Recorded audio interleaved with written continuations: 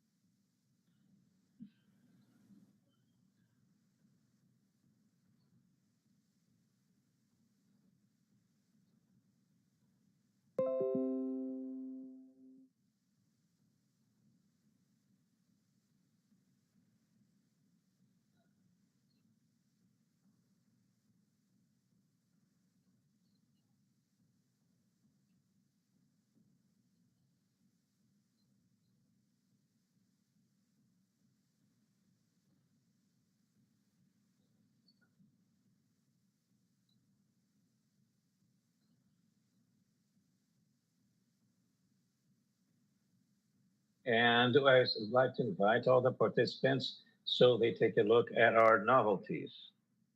Only to make an overview of what we already had this year, we already had 2 intense days of lectures with current content and accessible participants and lecturers.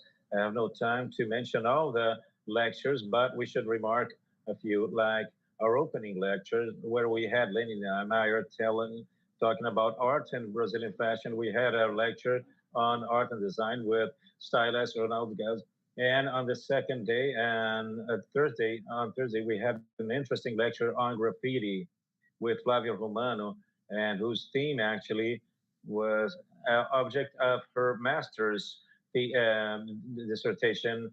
And, we also had a panel on free dress with Alexandre Birman, who is CEO of Arezzo and other renowned brands. And we had a final panel yesterday, which was very interesting about law, fashion, and cinema, with a lecture by Judge Andrea Pascha, who's also a writer, and also a lecture by Gabriel Leonardo and Paulo Debom. So all the lectures we had to this moment were successful, and we had high-level discussion, and also 2 mini-courses, one on art and fashion, which was given by our consultant member, Paula Acioli, and a mini-course on protection of patterns given by our first Vice President, Renata Lisboa, and Marta Gajar.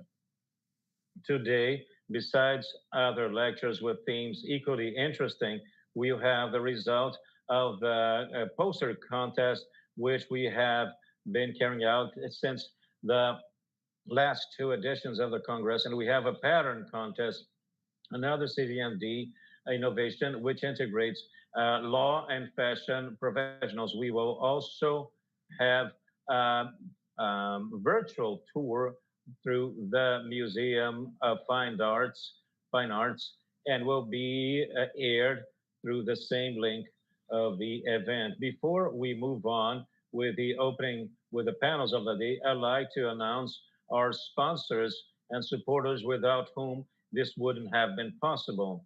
As diamond sponsors, we have Daniel Advogados and Leonardo. As platinum, we have Daniel Weipel, Berenguer Advogados, and Pieronato Advogados. As gold sponsors, LD Soft, Clark Models. As silver sponsors, we have Carioca IP, Fashion Social Media Law, Araripe Advogados, HCO, Andrea Gomes Ferreira Filho Advogados. As supporters, we have Duarte Fashion, Senai Sectic, Abit, ETF. As academia supporters. We have the Universidade Campos Mendes and the University of Sevilla of Colombia. Without further ado, I introduce you the 10th panel, the first today, which is Tattoos, Copyright Infringement, moderated by Dr. Casimati and Dr. André Andrade Gomes. But before I pass the floor to our president, Deborah Portillo, for her to make her opening remarks, and I would like to wish you all a great event. And in case you want to clarify any doubt, please count on me. Thank you very much, Isabella.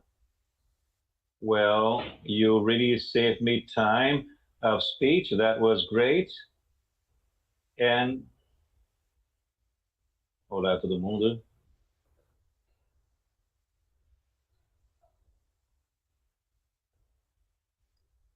Apologies for the delay. Today's the last day, every day of the Congress. I have been thanking, that is my main trait actually, that of gratitude. And I should mention that this Congress in particular is very special. I couldn't not say that Andrea was my right and left arm. It wouldn't have been possible without her help. So Andrea, once again, once I was asked, why do you want two vice presidents? I didn't have two vice presidents. I wouldn't have managed to do what was done this year. And Andrea also always provides help. And we have Renata Lisboa this year. Renata, because of another Congress, other activities she carries out, she only arrived at the final moment, but she came really helpful with the support, and that she saved the day. So Andrea was responsible for half of the guests we have here, even Erica and Sergio as well.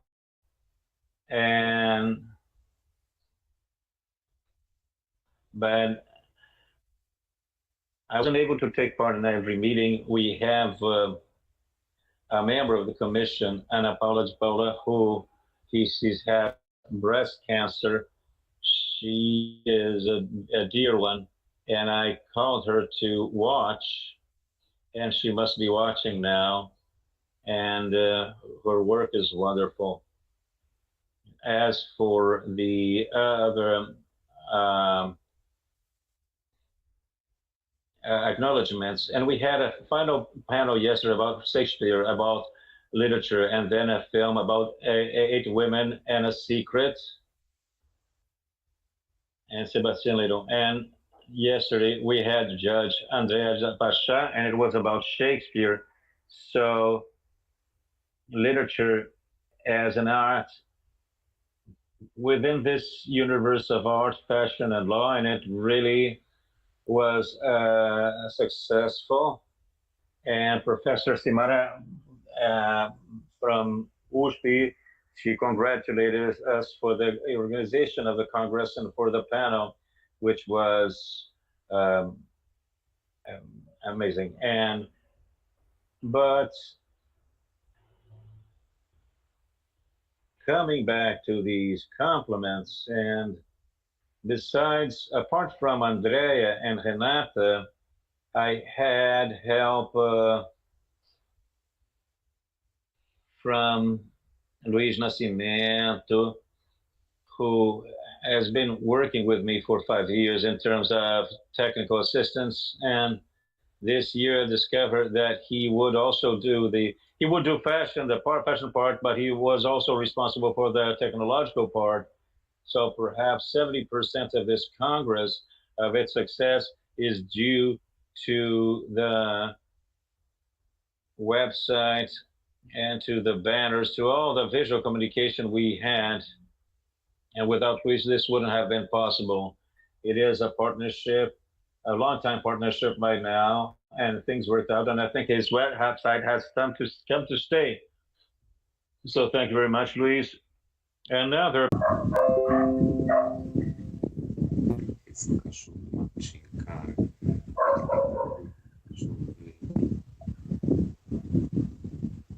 So I don't have any audio, do you? So the video is being shown without the audio. Really, we can't hear. So this action was great, and it had this great impact. And we ended up doing this campaign, and to this day, I must say, and we even work for the Cancer Institute. And moving on, telling about the art we do, about and this.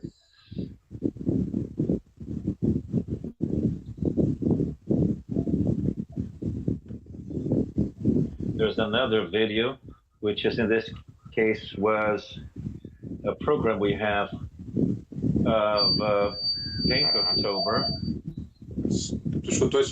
When we provide this to the women who went through the single health public health system, we had an article on the press, which was great, actually, on the media. And this video is also without sound, without the audio. We're not being able to hear.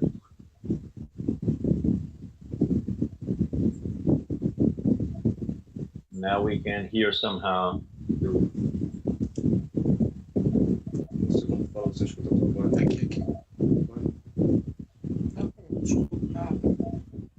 Isso acontece? Isso acontece? Pois é, assim não tá batendo. Isso acontece? Não tá batendo assim. Ah, você não tinha entrado antes? Fala aí. Alô? Sorry, the interpreters cannot hear properly in order to interpret, to translate.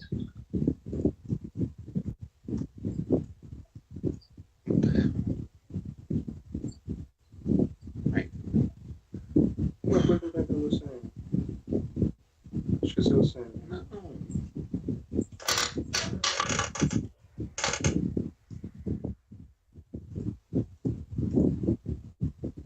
Ah, sai daqui da reunião, sai daqui também.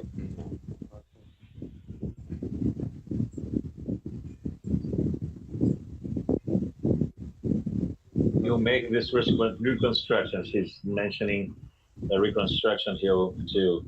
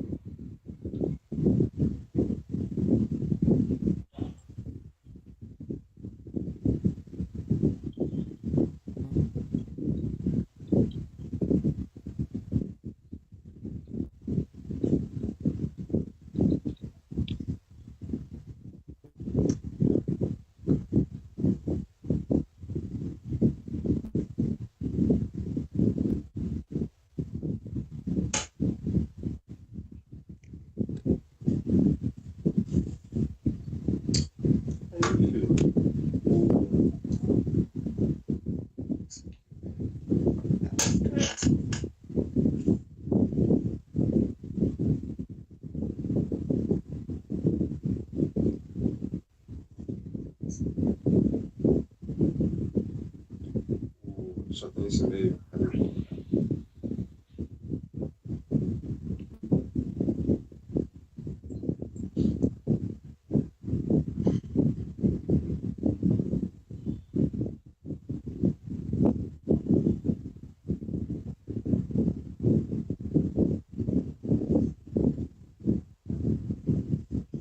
So this is a moment Mas como é que você está falando que é assim?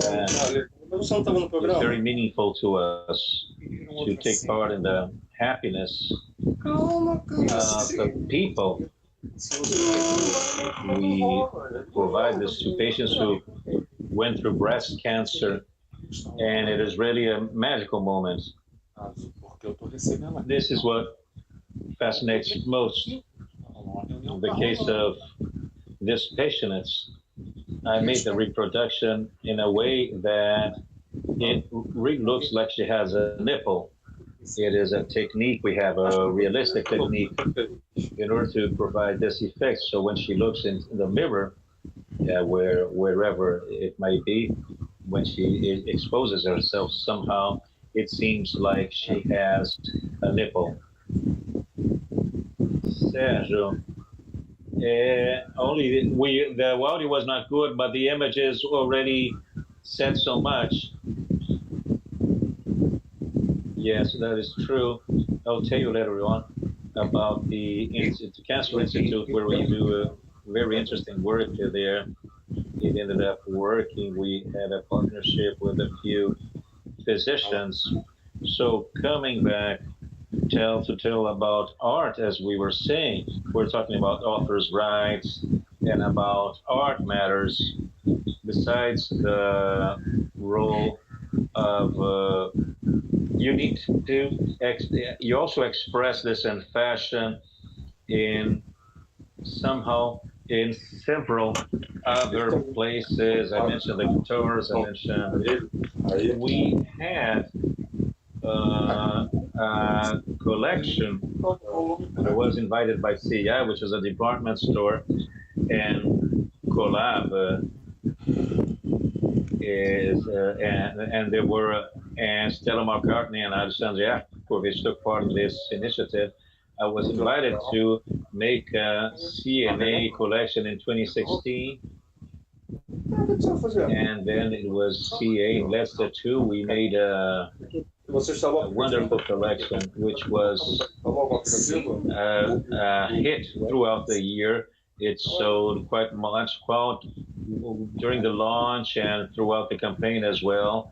And we repeated the collection, and it was great. It was signed, our art was signed, had its signature in every piece of clothing. And we had other actions related to TV. In 2017, we had the launch of the 5th season of Prison Break, which is a famous TV serial by Fox TV. And we had lucky draws of 500 tattoos, and this in parallel every year would take place. We would have the actions that we had regarding the women who underwent breast cancers. In 2019, I was invited by ABRALI, the Brazilian Leukemia Association, and they have a part related to breast cancer, which is quite a big and strong institution where we started to take part in an event. Last year it was a physical event at the World Trade Center in São Paulo, where we had a big stand, and they made that so we could respond to these women. So we took part in this event. It was great. And there I met Dr. Marcela Barreto, who is an oncologist for the Dr. Ronaldo de Carvalho Cancer Institute, who called me for an action in the hospital as well. And I did it for another 2 days. And through the public health system for free for these women who went through breast cancer. And we had several testimonies, several statements. We can have access to them on our website with several statements there. And this year, and then we did the same event, but as there was COVID and several events then became virtual, we had the Leicester 2 stand. However, the physical part of serving and providing our service, we had our studio Let's Tattoo. And we had a wonderful campaign this year as well. It was incredible. We had to extend it to November and the 18th.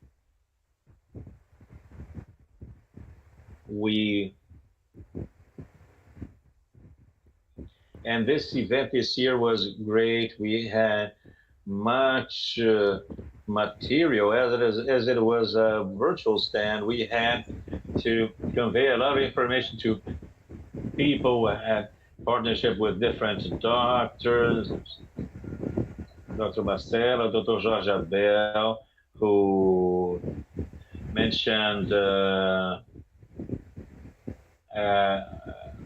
we had lectures related to self-esteem, meditation. Our box or exhibit was very rich, and then came Dr. Victor, who is a radiotherapist, and he is also a playwright, and he writes about cancer cases for series and TV series.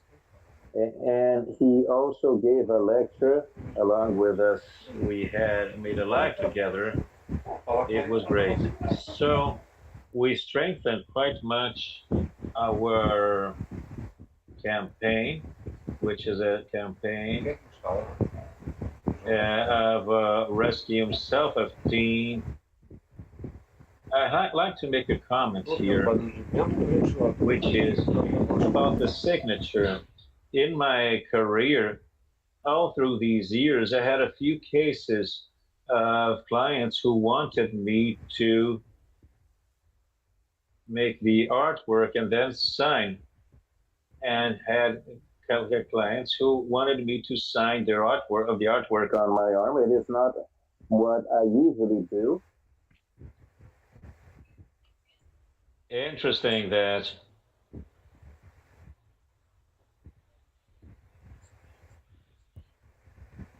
it is part of the moral right of the author, and that is something I have. There's a discussion if it's the author's right and if there's a moral right as well. It was only something to provoke you, but I have a question for you. At the beginning, you mentioned prejudice against tattoos. If that would affect somehow professionally. And the question I have for you is this. So nowadays, what I notice ever more is that we have people from several professions, several socio-economic levels, from different segments in society wearing tattoos. I've already told to Cassio and Erica that my daughter, that she has several tattoos. She's an artist, the youngest as well. And the eldest has a small tattoo here. She's more conservative. She has just a small tattoo.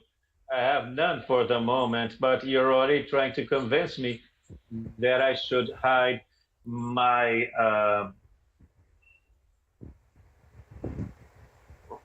signals,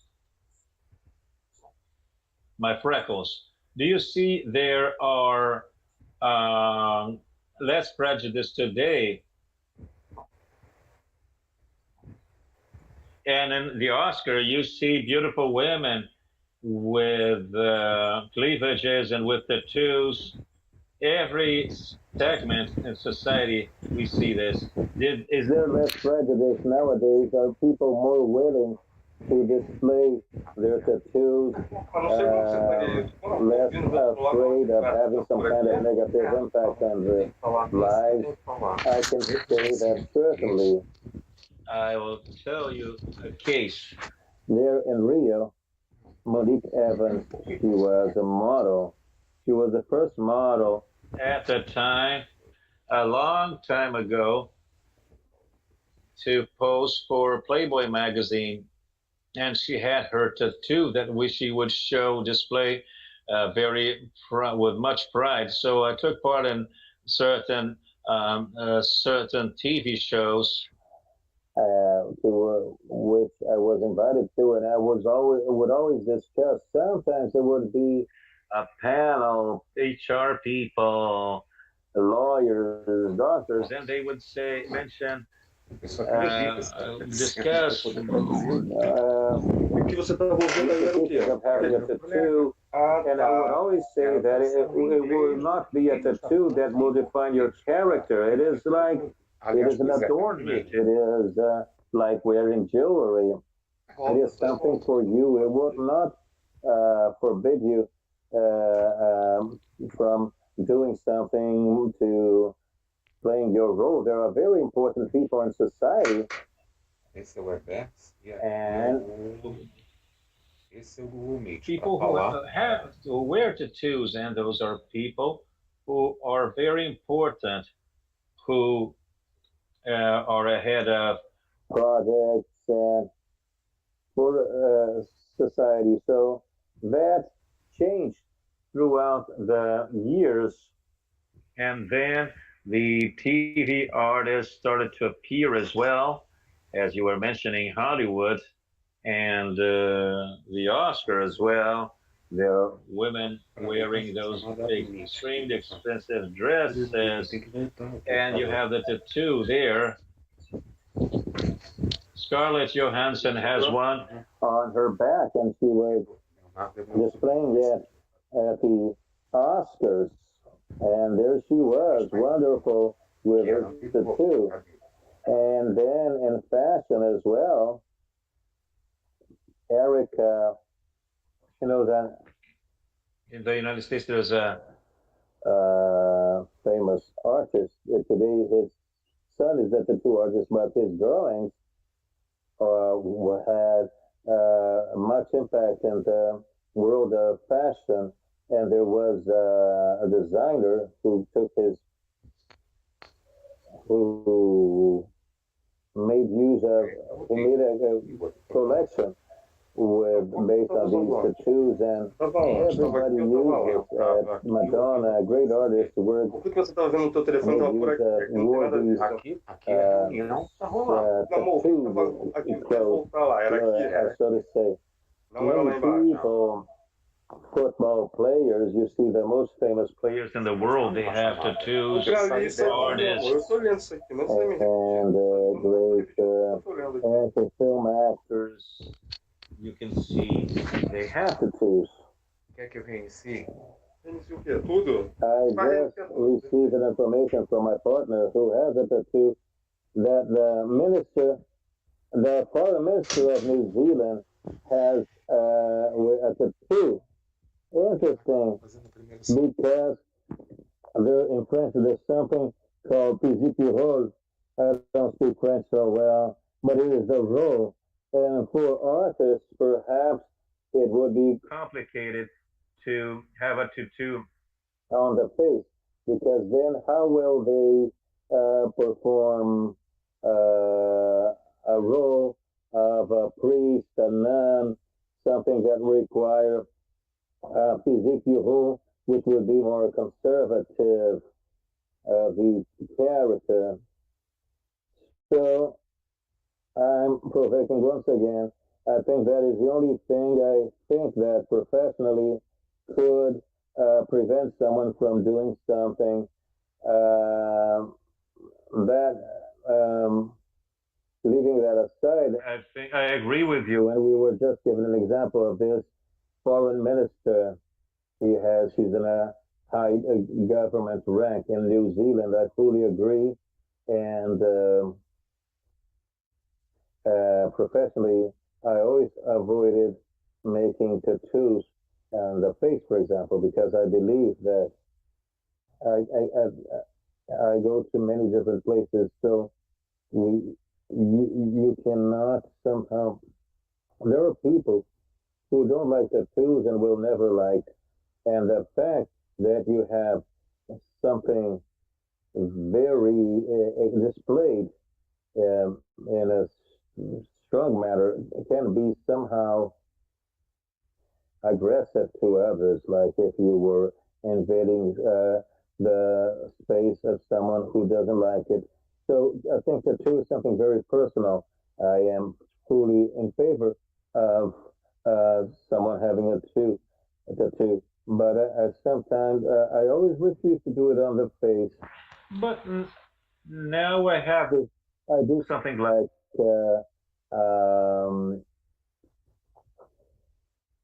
I can make a camouflage of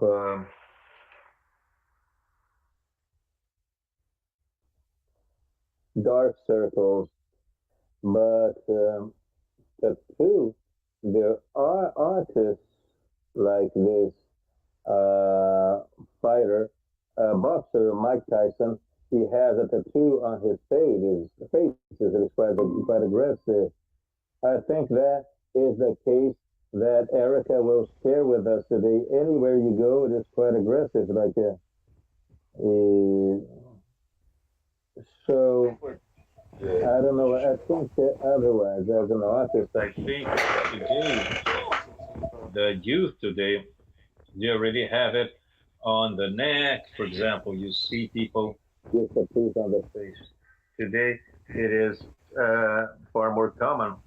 And the traditional cultures, like in New Zealand, they have it as a part of their culture.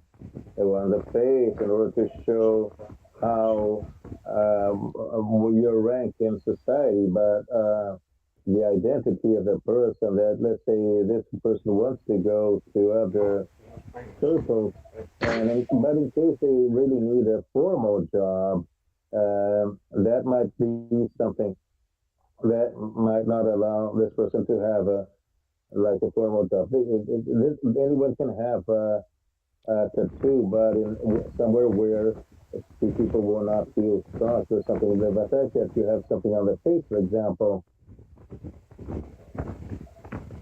in order to take part in an event, a court, for example. If you're lawyers, like a judge, to have a tattoo on the face, it is not a matter of prejudice, but it is something of common sense. You wear what you like without stalking. So there will be prejudice, yes, for quite long.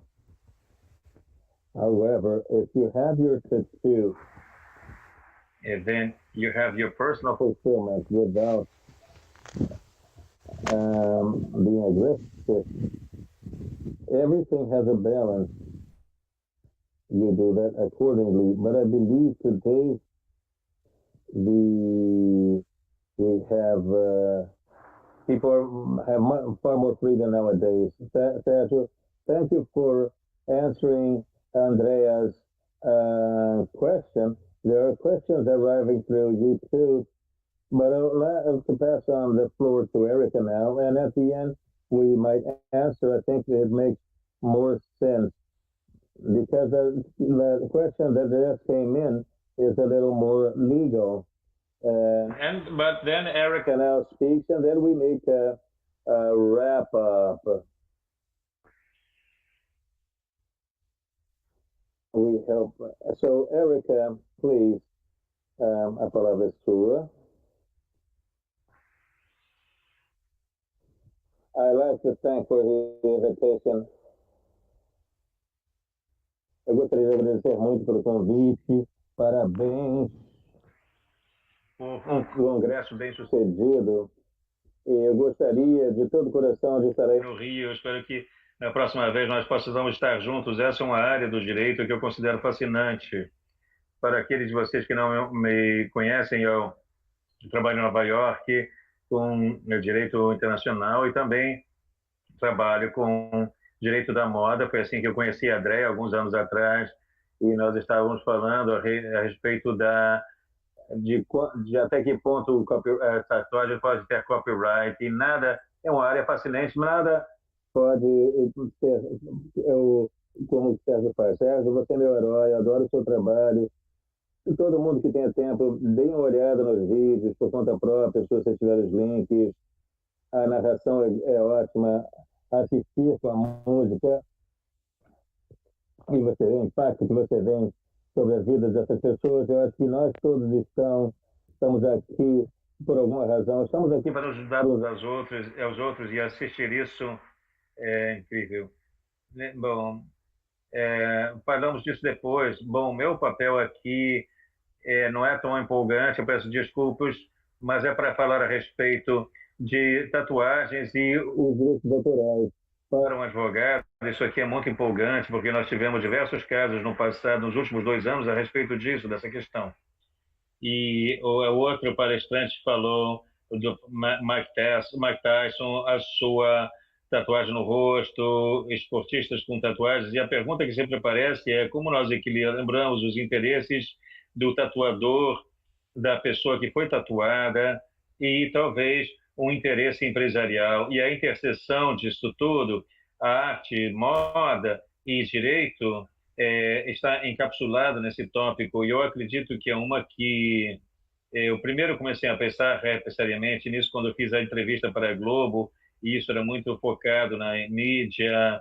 Nós tivemos alguns processos referentes a videogames e que tinha a ver com atletas famosos, e tivemos um caso famoso com relação ao Mike Tyson e o tatuador que tinha feito o seu trabalho no que dizia respeito a cinema. Bom, eu vou falar um pouco a respeito desses casos. Eu gostaria que vocês tivessem um pequeno histórico sobre a lei do copyright nos Estados Unidos, o direito autoral, o copyright.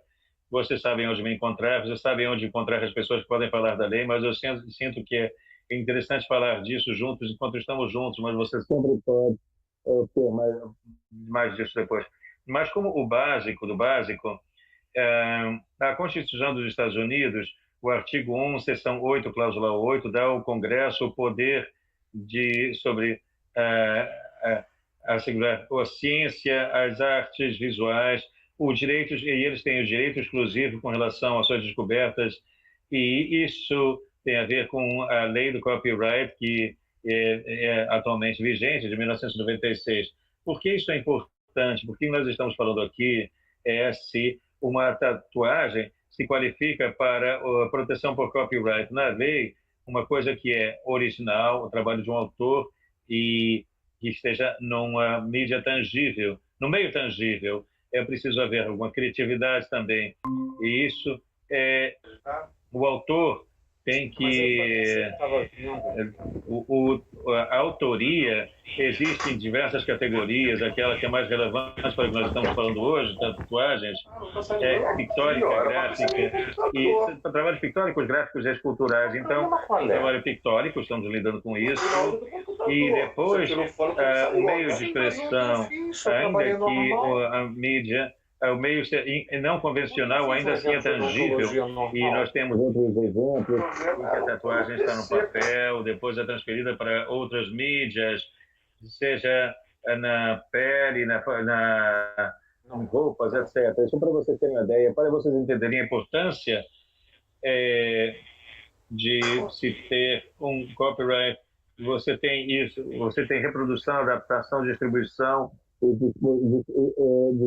performance público e exibição pública. Isso você pode ser uma palavra-chave aqui, licenciamento do ponto de vista de negócios. Tudo pode ser licenciado às vezes, essas licenças são dadas exclusivamente, e você faz um acordo de licenciamento. E o caso que o Sérgio mencionou no que diz respeito Anne Hardy, é uma situação em que elas tinham uma licença para então aparecer. Ele falou que aqui eles estão ouvindo você perfeitamente. Tem arbitragem, e nós tivemos diversos casos, e a chave para essa situação é quão especificamente definir. Tudo tem a ver com as palavras do contrato, e esse foi um caso que realmente a coisa se concentrou na linguagem usada, e também por quanto tempo pode continuar de uma determinada maneira, e nós podemos voltar a isso. Em termos dos casos que eu gostaria de apresentar a vocês, eu acredito que a parte mais importante, e aqui está a pergunta, se seu Messi, você é um tatuador, e você fez uma tatuagem numa celebridade, então essa celebridade então vai para aparecer num videogame ou num filme. E uma coisa que ganha muita exposição, como a lei do copyright, eu falo nos Estados Unidos, mas como a lei do copyright vai lidar com isso? Realmente a nossa pergunta, e eu posso dizer, com base em todos os casos que nós temos, e mais uma vez existem alguns, e eles estão... mas nós ainda não temos uma decisão final com o júri, com o jurado a respeito desses casos, porque na maioria das vezes em que esses casos se dão na justiça, normalmente são resolvidos no momento anterior. Nos Estados Unidos, aliás, os litígios você pode resolver no começo com relação a abandonar o carro, ou um pouco mais tarde. Então, isso é feito de uma maneira que, de certa forma, encurta o processo de avaliação. Então, por causa disso, nós nem sempre temos toda a discussão necessária. Às vezes, o julgamento sumário, contanto que não haja algum problema com relação à parte material e lei por clara, ele pode decidir. Muitos casos chegam a esse ponto. Então, nós tivemos alguns direitos que possam ter, por exemplo, e a diferença entre os Estados Unidos, o Brasil e outra. A jurisdição onde tem o civil law, é que nós dependemos muito dos nossos casos. A parte difícil desses casos é que tudo muito específico realmente depende de cada cenário. Então, sem mais delongas, eu quero falar um pouco desses casos. Um dos meus prediletos é Whitmill e Warner Brothers. É o caso de Mike Tyson. Não sei se alguém viu o filme Hangover. A beleza desse caso é que, João, deixa eu mostrar o cenário. E, primeiramente, é um sucesso do filme e prestes a ser lançado um mês antes, entre um processo jurídico. O tatuador, ele quer pedir ao tribunal que pare o lançamento de um filme multimilionário porque os direitos do tatuador estão sendo infringidos. O que foi interessante a esse respeito é que, de todos os casos que eu tinha visto, esse é um que, se tivesse ido até o final, eles chegaram a um acordo, de lamento informar, chegaram a um acordo, mas se tivesse ido até o final, possivelmente teria se aproximado o máximo possível de um acórdão a respeito dos tatuadores. Por quê? Porque quando nós lidamos com infração de copyright, de tatuagens ou de tatuagem, uma coisa que o caso diz é que as tatuagens são dignas de copyright, de direito autoral. Mas apenas você ter o direito de ter um copyright da tatuagem não significa necessariamente que você está infringindo. Se você está infringindo, então existe uma questão com relação ao que vai para o tatuador. Mas existem defesas e existe a defesa do uso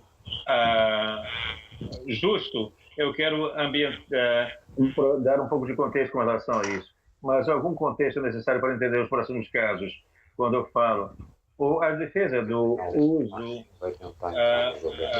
justo, basicamente o que a corte quer ver é, talvez você tenha copiado um pouco do material de alguém, mas por que você o fez? E você teve uma razão para fazer?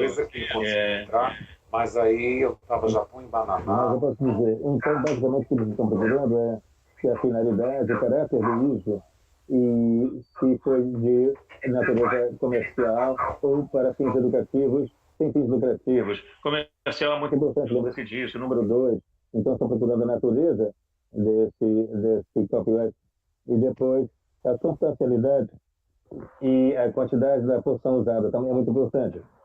E quarto, o efeito do uso sobre o mercado potencial para o valor do trabalho que tem copyright. Esses são fatores que as cortes analisam, mas isso é sempre muito específico conforme o caso. O que eu posso falar em termos gerais é que quanto mais comercial o uso do material protegido de alguém, mais provável de acordo com existe infração, violação. E, ao contrário, podem achar que existe um injusto. Às vezes E também essa infração pode afetar negativamente o mercado, o negócio. E também, digamos, você tem um copyright, um direito protegido, autoral, mas existe um problema, existe uma desculpa para um uso permissível disso que estamos falando. As duas linhas... Então, será que o uso é tão trivial, tão pequeno, não substancial, que não nos importa? Mas não que não nos importemos, mas não necessariamente devemos punir. Então, tendo dito isso, nós vamos então para os casos. Bom, no caso do Mike Tyson, a razão pela que eu considero muito interessante é que no primeiro filme, Hangover, nós temos Mike Tyson com o rosto tatuado. Se você procurar no Google, vocês vão ver, ele tem essa tatuagem maórica, como da ministra das Relações Exteriores da Nova Zelândia. A Mike Tyson apareceu. No primeiro filme ele apareceu sem a tatuagem, no número 12 ele apareceu. Basicamente ele sai, ele acorda, de repente ele tem a tatuagem no filme, o ator acorda com a tatuagem do Mike Tyson, de repente. É um filme bom, inclusive. Mas a questão tem a ver com marketing. Bom, tenha em mente a palavra comercial. E o marketing se concentrou a propaganda do filme na tatuagem.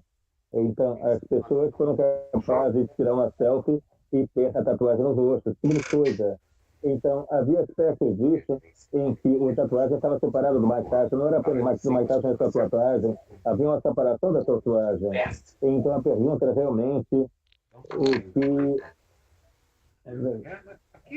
era, se isso era violação de copyright ou se estava sujeito há uma razão alegável.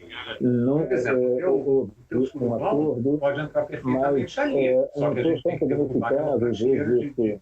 É claro que tem copyright de tatuagem.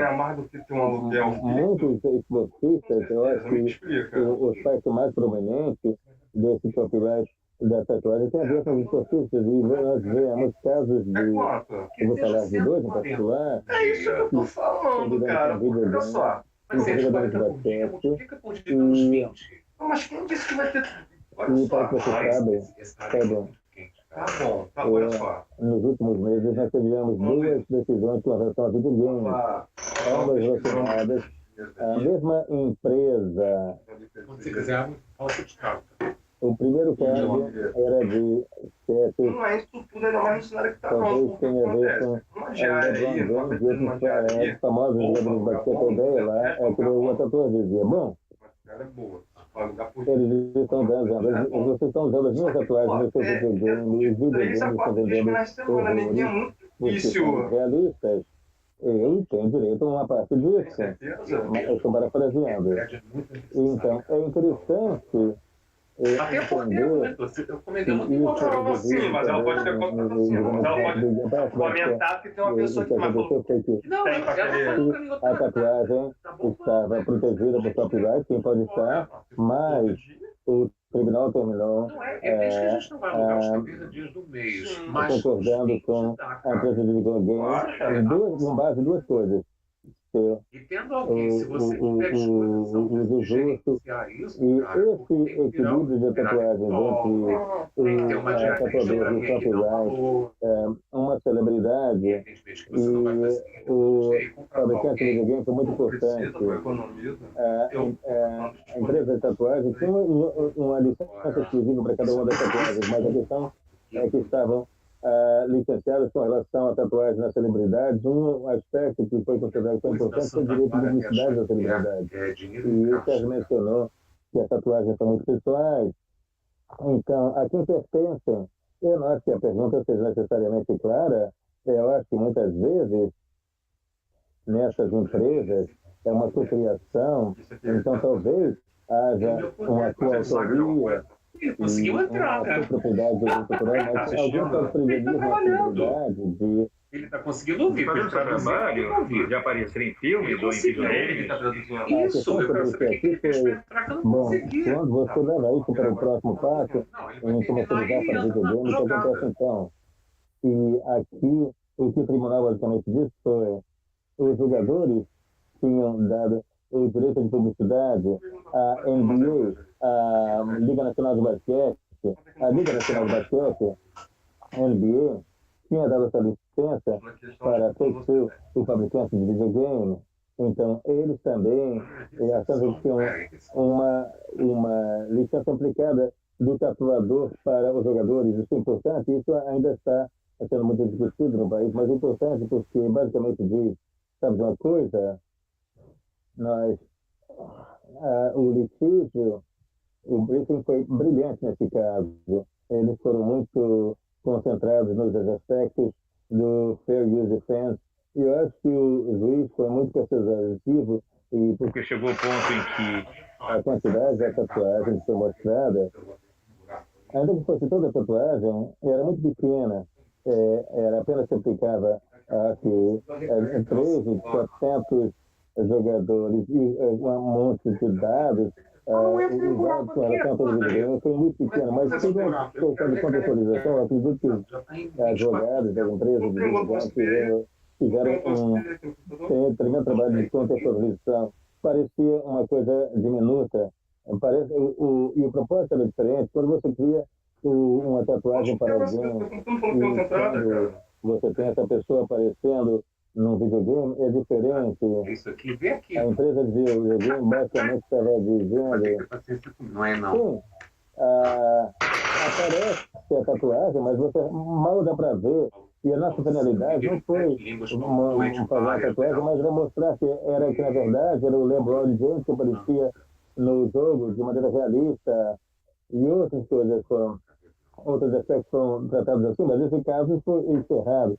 E esse caso foi finalizado recentemente. Outro caso que eu trago de propósito é o segundo caso. Isso também foi contra. Agora nós estamos lidando com...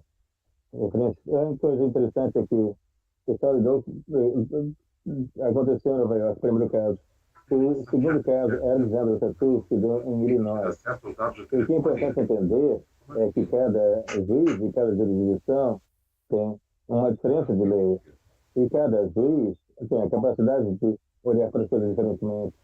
Tentou fazer a mesma coisa na ação de Illinois e tentou resolver tudo logo no começo, dizendo: bom, com argumentos. Bom, sim, a tatuagem é usada, mas o juiz lá, o juiz basicamente disse: sabe de uma coisa, eu realmente discordo. E a tatuagem está lá plena, e eu preciso ter, porque eu preciso aprender mais a esse respeito antes de eu tomar uma decisão. Então, ela negou o julgamento sumário. Então, esse julgamento ainda está em andamento. Eu acho que em fevereiro de 2021 deve haver julgamento. Foi postergado para o Covid, mas o interessante aqui é que, mais uma vez, nós estamos vendo isso sendo julgado de maneira diferente. E olhando para todos esses casos, o que eu considero mais importante é, digamos, o equilíbrio de interesses e pensando a respeito de quem nós estamos protegendo e como vamos proteger e não interferindo com ninguém mais. E realmente as missões, as coisas para levar é que nós temos visto nos esportes, na NFL, na NBA, talvez em outros esportes, é que estão tomando mais cuidado com seus jogadores, que eles estão usando, que eles têm tatuagem, eles estão tentando obter a permissão do tatuador para não ter problemas. Do ponto de vista comercial, a minha percepção é que quando você sabe que você está tatuando a celebridade e que isso vai ser exposto, existe uma licença implícita, mas eu acho que existe. Nós temos que tomar cuidado. No navegador é Google, né? Deve ser quando as coisas se tornam muito comerciais, quando a tatuagem é separada da pessoa, quando a tatuagem está sendo replicada de uma maneira que seja danosa, especialmente quando for comercial e estiver gerando dinheiro, eu não vejo razão pela qual o tatuador não esteja intitulado algum honorário. Uma coisa interessante que nós vemos nos últimos anos é a importância na moda. Nós vemos situações recentemente, pós-Covid, em que os varejistas que estão tendo trabalho agora, um dos aspectos mais importantes do seu negócio é a TI, para que eles possam começar a usar as coisas online. Uma dessas áreas que estão mudando, o ponto-chave que nós temos que estar cientes do que está acontecendo, nós temos que olhar as coisas de um ponto de vista mais amplo, porque olhar apenas de um ponto de vista nós talvez façamos algo que não seja necessariamente aquilo que devemos fazer. Eu não quero falar demais, obviamente eu queria mais para falar, mas eu acho que eu vou parar aqui e se vocês tiverem perguntas, nós podemos ter uma discussão. Obrigado, Érica, foi brilhante.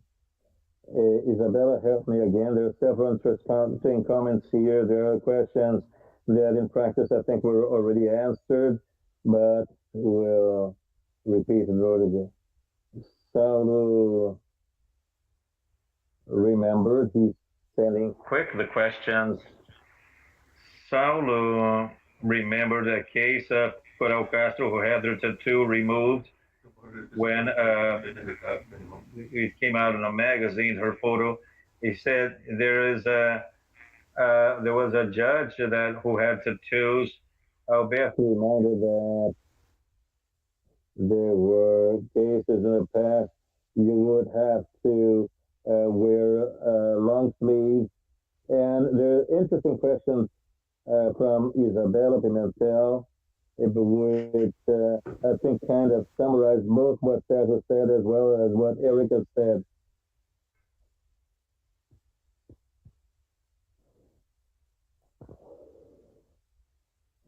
And there was a case of Monique Evans, with an example that Cesar gave. The question was, do you think the tattoo artist would be entitled to royalties from the Playboy magazine? I think we can make a parallel with Mike Tyson too.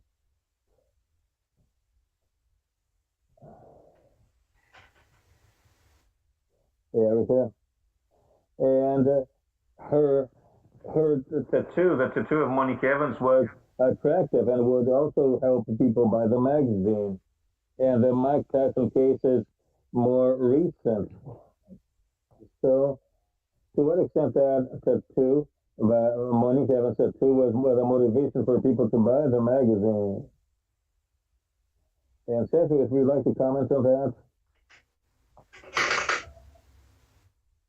Well, you mentioned the sales of the magazine. If at the time, well, it had this impact, really. And I think she really was bold. She was. But I don't think that tattoo would be the main focus for reason for people buying the magazine. I think at the time, you had a woman, a model. It was hard for a model to wear a tattoo at the time. At the time, she showed it. Where was the tattoo, Cesar? Because I can't remember now. Well, I'm kind of curious now. She had a small snake on her breast, and she had another one on her waist, and quite discreet, small. But as it was something people had prejudice to have a tattoo, for example, in your forearm, at the time was, wow, something that would have an impact, quite a big one. So, not today. As I said, people now are having their tattoos on the face, on the back. And I have tattoos, but not everywhere. But we know there is prejudice. And I always remember a situation of a brand of glasses, sunglasses in Brazil, but eyewear. I have a painting of mine at this store, which is an off-road painting, which is, and I saw that painting at a clock they were selling, a watch actually, and I was remembering this now. I said, well, already had other designs of mine which became when you see baixou o fisco. Achei e depois joguei fora porque estava pedindo o teste falando. I think you need a lawyer. Porque é pago, né? É, grátis é só até 50 minutos. Yes. E aí ele disse que não precisava. Yeah, we would have to have.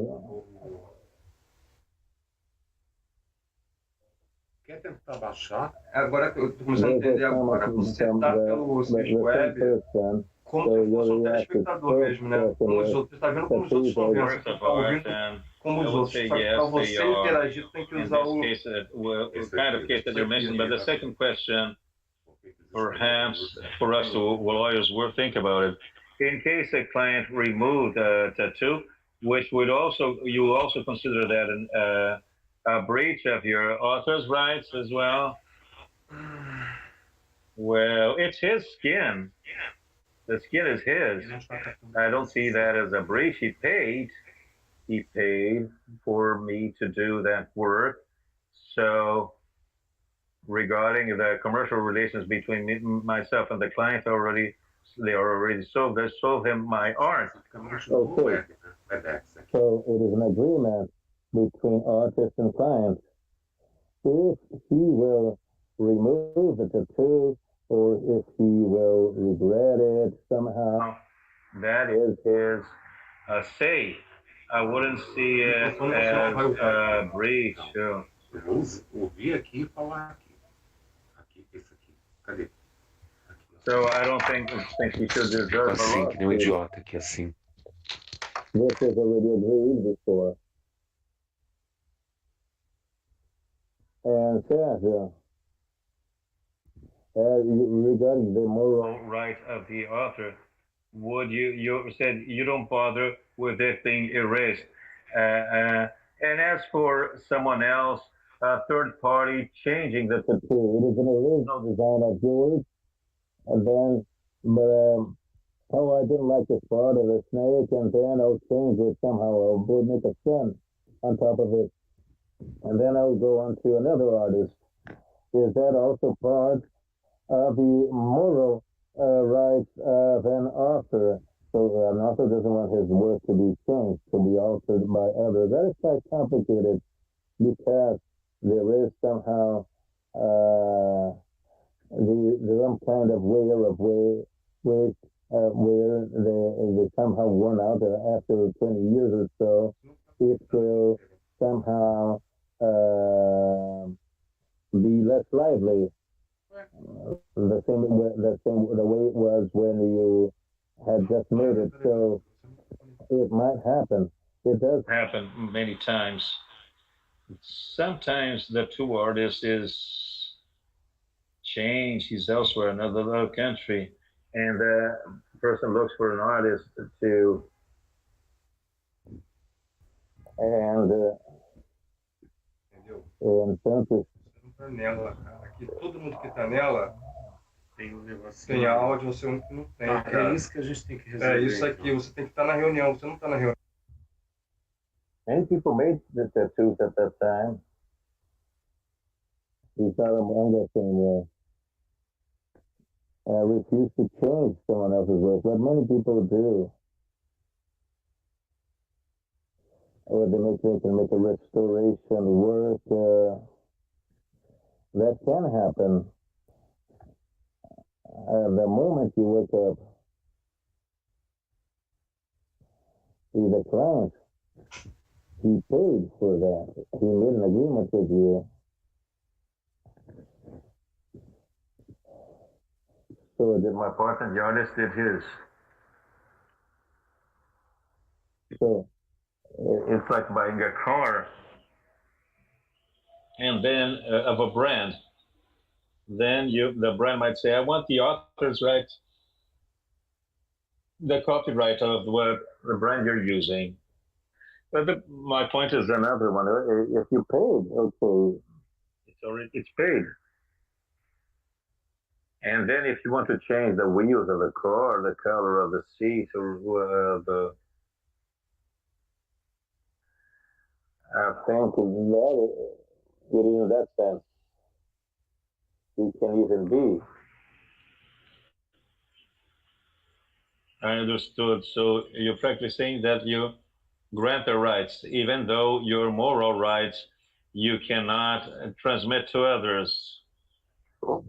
You're entitled to the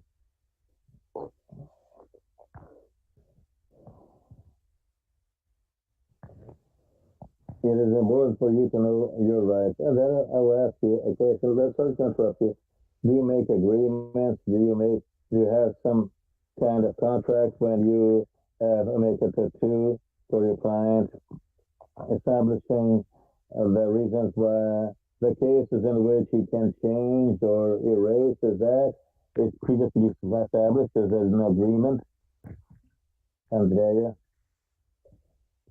I have a term of responsibility which the person has to sign, declaring his health status, how his condition at the moment, that he's aware of how tattoos are made, all the necessary information for him to, and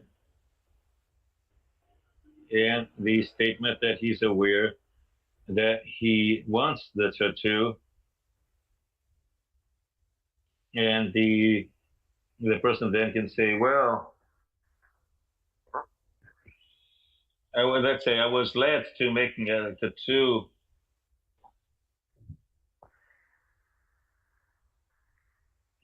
as far as I see, as tattoo artists, it is somehow new what is being addressed now.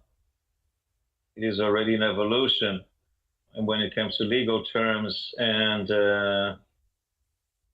I do not have this contract, as you say, that you mentioned, regarding this part of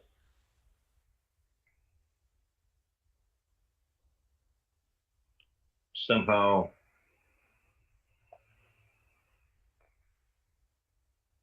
regarding health, and that is essential. We need to do that. Actually, Andrea, I had a question similar to this.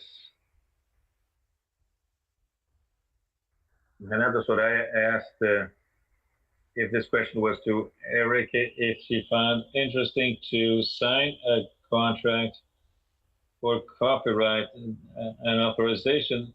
This copyright was recognized in courts. It was assigned among parties. And the North American view, would it make sense for us to sign contracts between tattoo artists and tattoo artist clients? And in the case of a contract not foreseeing the display in the digital media, if that would be an infraction? Uma coisa que eu quero acrescentar com relação ao ponto do Sérgio, que ele faz a arte, dá para a pessoa, e a arte dele basicamente não se encaixa perfeitamente em tatuagens, mas a ideia essencialmente é que se alguém está criando alguma coisa para você, então se torna ação. Então eu acho que, digamos que é análogo ao que o Sérgio mencionou. Eu devo dizer que nesse momento se aplica dois contextos, empregador e empregado, não se aplica tanto nesse contexto. Uma coisa que é especificamente comissionada, mas ainda há questões assim, mas eu quero mencionar que existe esse conceito e que isso entra em jogo. E no que diz respeito à pergunta, eu acho que em termos do tatuador e do licenciamento, eu não vejo acordos de licenciamento feitos com relação às pessoas comuns. Normalmente são feitos entre profissionais, mas não tenho visto também, porque, francamente, o tatuador, a maioria que eu conheço, eles têm uma grande exposição quando as pessoas dizem isso aqui é minha tatuagem. Isso é um negócio fazer tatuagem, então isso é uma distinção aqui. Eu não tenho visto o uso da tatuagem em roupas, ou seja, na moda, o uso da tatuagem em outro meio. Uma coisa com a qual eu não me concentrei, que gostaria de salientar, um dos aspectos que a Corte levou em consideração em todos esses casos foi o mercado para aquela tatuagem no videogame. Se existe um mercado de licenciamento de tatuagens no videogame, se o videogame fosse uma coisa a respeito de fazer uma tatuagem, algo focado na tatuagem, eu acho que a resposta teria sido diferente, mas eu acredito que por causa da conhecimento da celebridade, é por isso que nós não vimos o aplicativo em aplicação. Eles descobriram que a defesa se aplicava e que não havia uma infração de copyright. Bom, espero que isso responda um pouco, mas eu de fato penso que o foco principal do ponto de vista jurídico é licenciamento, do ponto de vista do tatuador, se você vai, você tem que ter algum tipo de acordo de licenciamento, você precisa estruturar isso de maneira apropriada também, do ponto de vista das celebridades, do ponto de vista pessoal, os lançamentos dos artistas de tatuagem, o tatuador, ele pode dizer, e sim, você reconhece basicamente aquilo que nós estivemos discutindo, que agora é meu, e eu posso fazer isso conforme eu queira. Então você define como é, mas eu acho que isso também é muito novo. Eu acho que, mais uma vez, eu acho que nós temos que voltar ao propósito, e eu acredito que isso é muito específico para cada pessoa, cada artista, então depende. Mas vamos ver, talvez nos próximos anos, nós vamos atualizar. Great, thank you, Erica. I hope the audience notice how this is a hot topic, how the discussion will deepen in the following year. So I congratulate the Commission for having considered this thing. Now I pass the floor again to Andrea, Deborah, and Isabella. Thank you again for the opportunity to take part as a moderator. Thank you, Cassio. Actually, there is one question yet that was sent to me through WhatsApp and YouTube. So I ask Erica, to whom I already thanked. She's my dear friend. Porque eu não disse no começo, quando nós começamos, mas muito obrigado.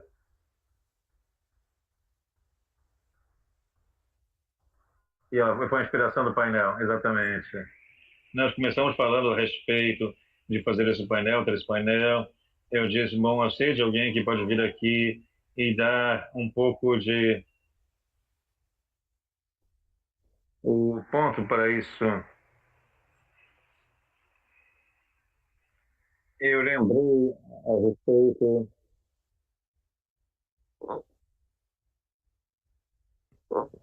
Nós estamos convidados um especial junto com o Sérgio, que também foi muito interessante. Eu estou certo de que você tocou muitas pessoas aqui na plateia, conforme a Érica sugeriu. Então, vou compartilhar os links com eles. Mas eu vou ler, então, a pergunta que está no YouTube, que meu parceiro mandou aqui para mim. Esse aqui é o Roberto, que você conheceu. É o sócio da Andrea. Hipoteticamente, nós poderíamos dizer que o tatuador, de alguma forma, ele designa, não apenas licencia sua arte para o cliente, e isso, a partir do nosso momento, fica fazendo parte da aparência do atleta e, portanto, não haveria infração da réplica da aparência do atleta. Bom, eu acho que sim. Eu concordo. Eu acho que sim. E isso faz sentido, e eu acho que olhando à frente, isso faz sentido. O problema aqui é que os tribunais estavam lidando com essas questões e não tinham, com as quais não tinham se deparado antes, mas eu acho que sim faz sentido. E eu também acho que a pergunta, mais uma vez, eu acho que a aparência da celebridade é diferente da separação da arte em si, sendo usada de maneira diferente. Eu sempre volto a essa distinção. E eu acho que nós vamos ver isso testado. E eu acho que nós vamos ver, mas, eu, mas o litígio, existe muito litígio. Eu sei que em algum ponto a arte é arte, e as pessoas têm que desfrutar da arte, elas têm que ter liberdade. Acho que uma coisa que nós queremos proteger as pessoas e o seu trabalho. Então, esse é o equilíbrio que nós temos que encontrar. É que é preciso prestar atenção. Eu gostaria também de agradecer muito por me permitirem fazer parte disso. A Andrea é uma querida amiga e eu amo ela. E eu tenho tanto orgulho por vocês fazerem esse congresso, por me apresentarem ao Sérgio, o seu trabalho. A Andrea é muito modesta, mas isso tudo aqui é dela.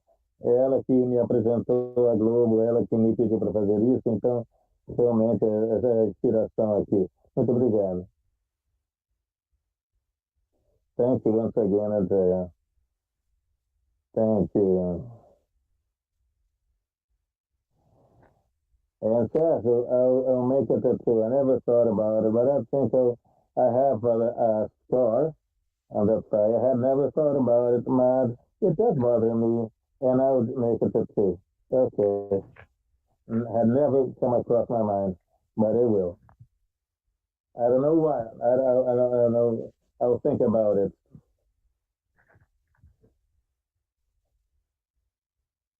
And this morning, I met a group of lawyer friends of mine, and at the end, I finished saying that. And then let us all have a tattoo. And it was, and I thought everybody would say no. They said no. Yes. What are we going to do? What will be the drawing?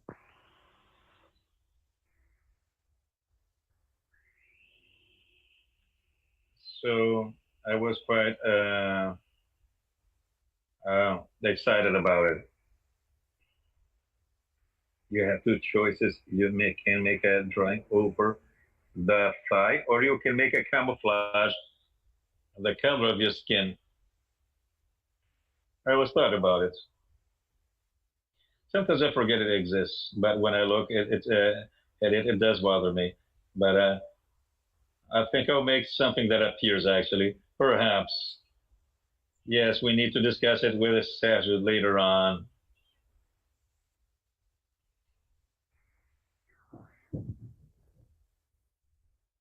The technique he told me, I think it was on the weekend, we had a call, I think it was on a Friday or Monday evening.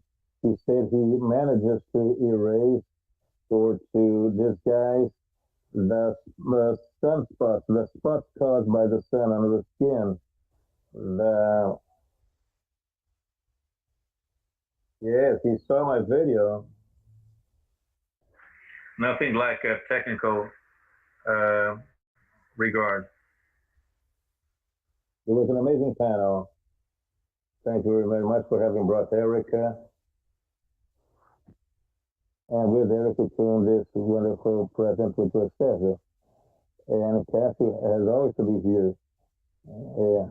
She's been with us ever since the beginning. So, as for graffitis, you mentioned erase the graffiti, you make erase the tattoos. What happens with Doria that erased the graffitis? Will he be sued for the mural artist or the graffiti artist? I think there's much legal discussion ahead of us regarding this kind of work of art that is being recognized, protected, but which still lacks an adequate legislation. and we're trying to fit into the existing legislation, new kinds of art. As you said, yesterday we heard from the graffiti artist that when someone copies the graffiti on a T-shirt and gives it to someone, that's one thing. But when they make a commercial use, the more commercial you become, like you have like 500 T-shirts, then you start to breach a right.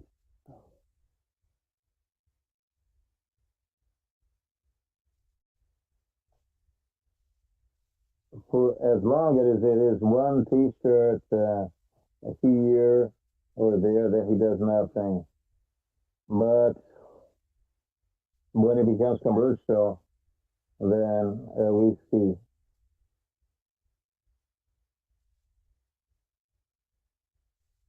So what should everyone profit and not me? So I think we even exceeded our time. And the next panel can come.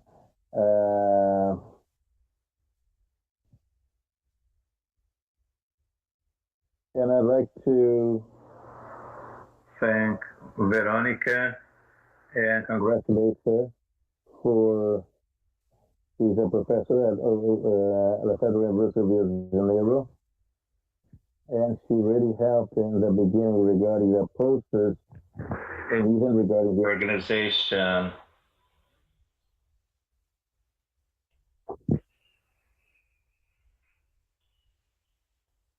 And Veronica came and helped me, and today is her birthday.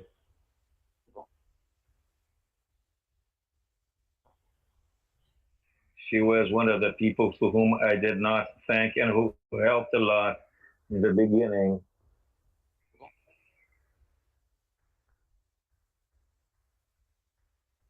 Now I pass the floor to Cassio, to Andrea, to end the panel, and say goodbye to Erica and to Sergio.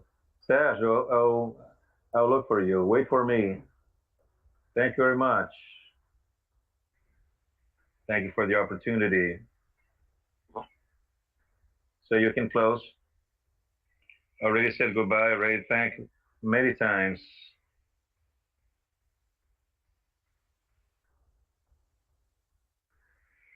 So thank you again. So let's close the panel. It was great. And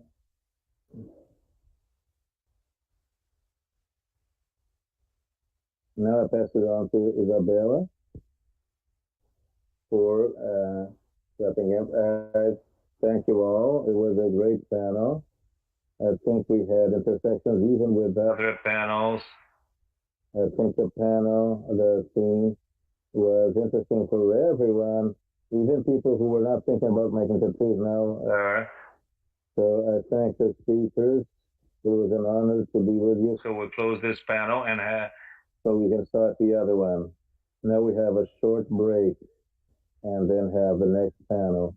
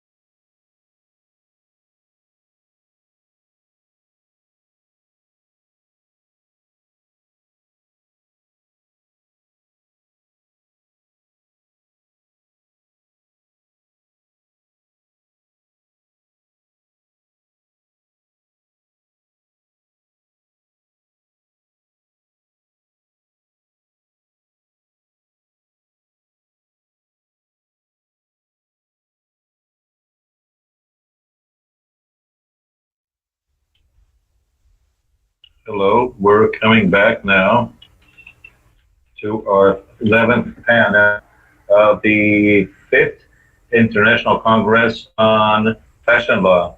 And before I introduce you to the panel, I'd like to remember that today we'll have a special edition at the National Museum of Fine Arts of Paulo Debom, which will be aired through the same link of the lecture this day. This 11th panel is called Conventional Alternative and Digital Ways to Protect Fashion Items, and we count on the moderation of Isabella Pimentel, who is a lawyer with a degree from the Federal University of Rio de Janeiro, with a master's in project management and international trade, both three from the University of Alcalá in Madrid. She's also a legal counselor for WIPO since 2001. So before I pass her the floor, I pass the floor to our President Chair, Deborah Coutinho, to say hello to our speakers. May you all we all have a great panel. Thank you, Isabella. And I must say here, before I say hello to the speakers, I'd like to thank the WIPO without saying what WIPO is and who made this intermediation, which was Isabella Pimentel, who is our moderator here, and she's a member of the commission since last year when we met in one of the events, and she fell in love for fashion law and was interested in the commission as well. So I invited her, and WIPO, which is a World Intellectual Property Organization, as was said, Isabella is a lawyer for here in Rio at WIPO, legal counselor, and before we had access to José Graça Aranha, who was taking place in all seminars and our Congress, and he has come from the first one, but Isabella made WIPO come even closer, and she has sponsored about the courses as well. We had a webinar prior to the Congress, which was wonderful. So thank you very much, Isabella. It has been a pleasure to have you in our commission. And the other person is, and I would like to thank Rob the Help. And ela foi convidada para vir ao Brasil para ser uma das nossas palestrantes principais no nosso seminário internacional. Então, muito obrigado outra vez por toda a ajuda que você nos deu no começo eu espero, e pelo apoio da Universidade da Salícia, não sei se eu falo direito, pronuncio direito, então eu deixo com vocês, mas de toda forma, muito, muito obrigado. E Henrique, é um prazer ter vocês aqui. Eu espero que ele ofereceu tantas coisas que eu acho que eu vou me mudar para a Espanha. Quando ele começa a falar, vocês vão ver quem ele é. Isabela vai apresentá-lo. Então, muito obrigado por estar conosco, por terem aceito o convite. Eu espero que todos vocês tenham um ótimo painel. Eu sei que nós vamos ter ótimas apresentações para assistir. Então, mais uma vez, obrigado. Isabela é a moderadora aqui. Obrigado a todos. Thank you very much, Deborah. Thank you, Isabella, especially for it is a pleasure an honor to be here. Me, Isabella Pimentel, represented our instance in the WIPO for the third year in a row in International Congress. Since the beginning, it was a seminar.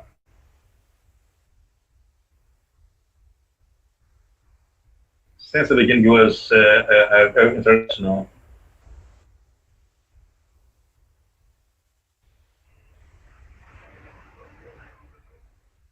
like ABPI did all of a sudden. There was a seminar, became a Congress. We also became a Congress because the size of it was that of a Congress from the beginning. And so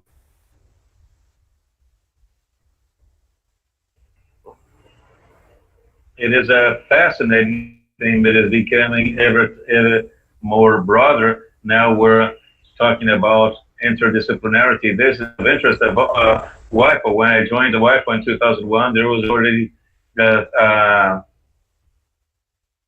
motto, intellectual property is everywhere.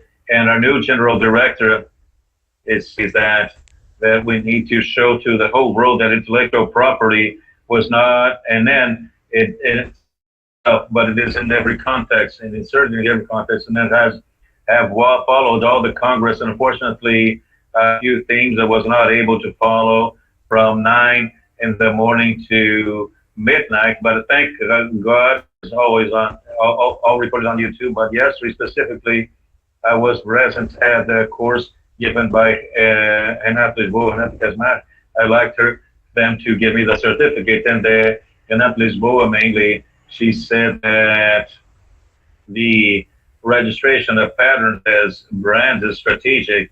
You will not register any pattern. You will register specifically those which are very much associated to your brand, to small companies, creators. So how is it that you guarantee some kind of protection to other creations related to your commerce, to your creative industry, but which do not necessarily not necessarily interested in going through a whole process of creative registration of intellectual property. So this is what will be addressed. So Deborah and Renata and Andrea as well is care of organizing this specific panel, bringing 3 European experts to tell a little about how this theme is treated nationally, regionally, and internationally. So I think we'll have today in this panel Marlena Jacob, Claudia, and Enrique Otevia Burgos. Marlena Jankowska. Jankowska.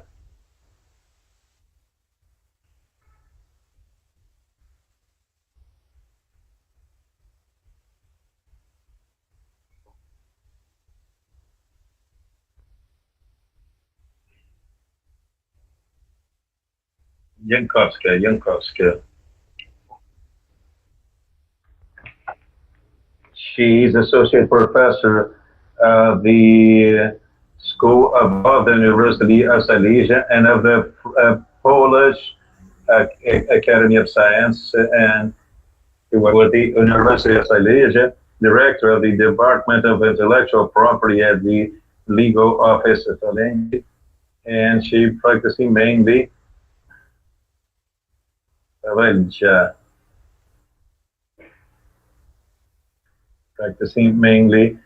intellectual property law, commercial law, and law. Enrique Ortega Burgos will be the second speaker. He's a business consultant and lawyer at work, and he works for important business schools throughout the world. Head of multidisciplinary works for publishers like Thomson Reuters, and a CEO of professor at the University of Queensland, Carlos, with private law. He was elected the best business school professor in Spain and was an award giver, an award given by the Spanish Association of Schools of Business.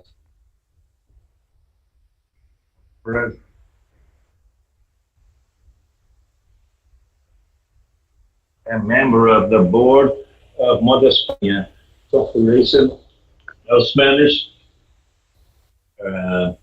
fashion companies. President founder of the section of retail and franchising at the Lawyers Bar Madrid, has a master's in corporate finance and master's in fashion law.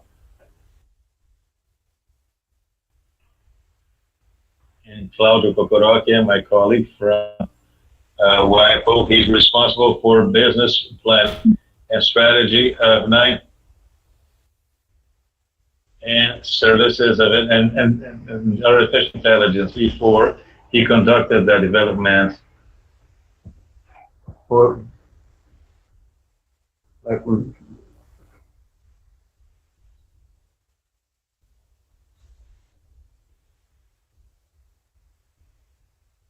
and Claudio established and leveraged the Digital Office of Intelligence Consulting between 2010 and 2014, and the media entertainment industry of the World Economic Forum in 2016 until he joined WIPO in 2019. Now, I will pass the floor to Marlena so we can start. Marlena, the floor is yours. Obrigado, Isabela, e deixa eu dizer que agradecer a oportunidade, ter a oportunidade para agradecer a todos vocês, Isabela, André, por me terem aqui, e é um prazer todo meu e do meu centro em termos de toda essa conferência. Eu não sinto que nós poderíamos ter feito mais, e realmente eu espero participar de outras conferências no futuro. E eu vou fazer um aplauso da apresentação aqui. Eu não sei se vocês podem ver.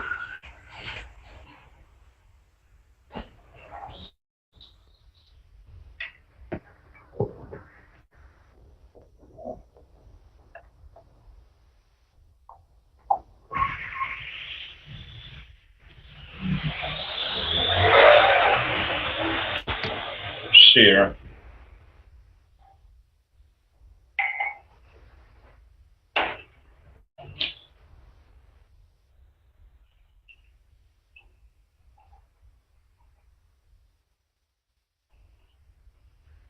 Está carregando agora? Está subindo a apresentação, começando a subir. Foi o que disse.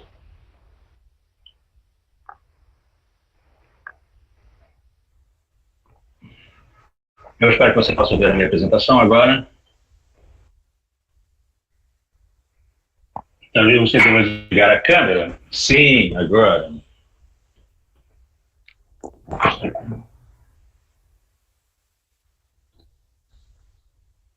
Mas eu não posso mudar os slides aqui na apresentação.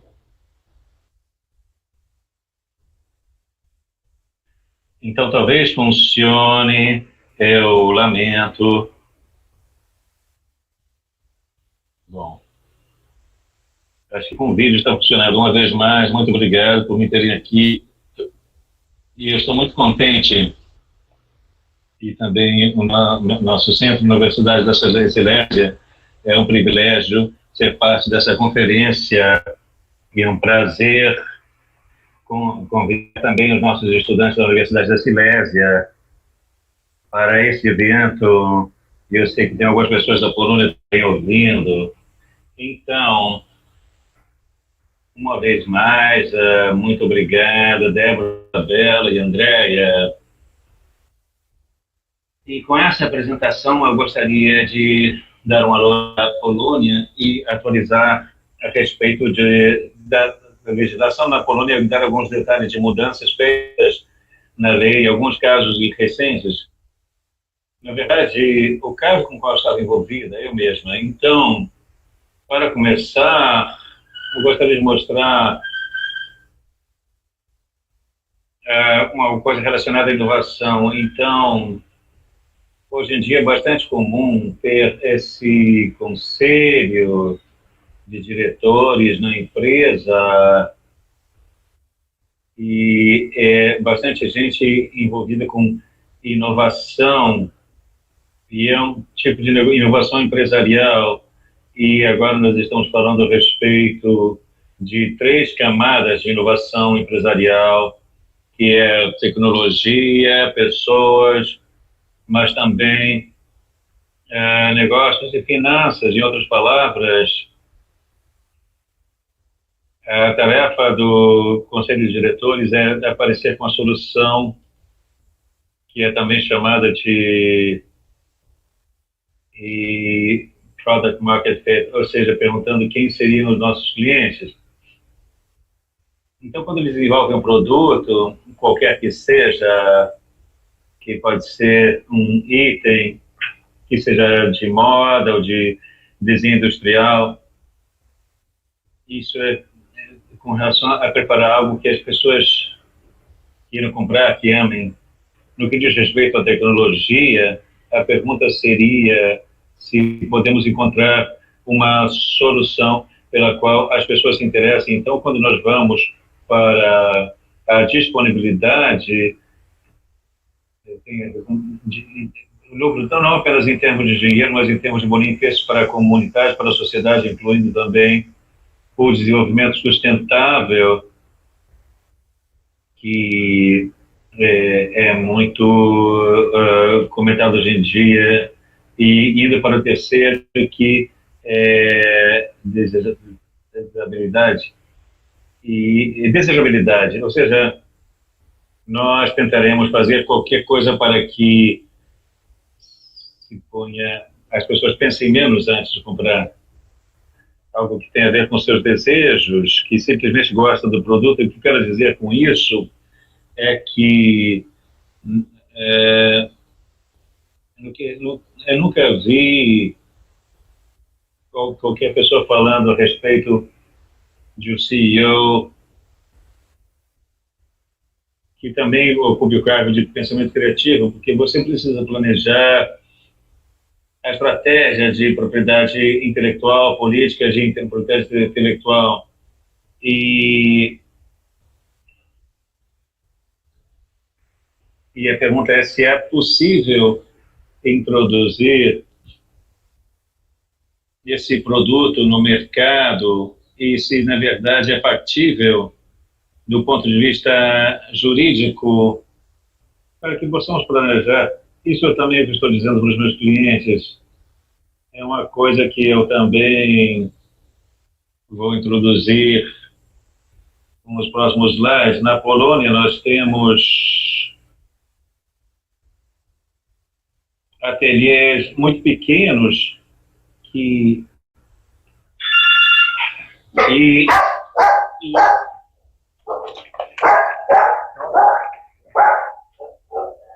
então,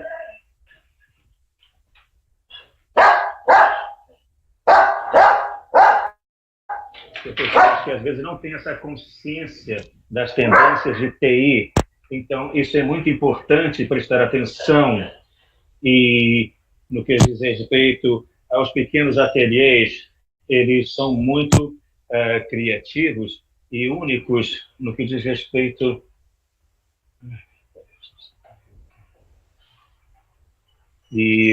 perdão, pegou a ligação. Oi, bem. Bom dia, por gentileza. Dona Mônica.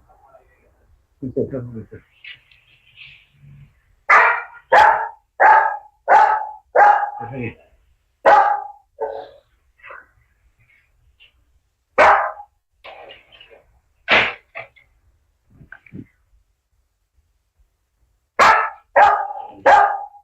E na grande escala.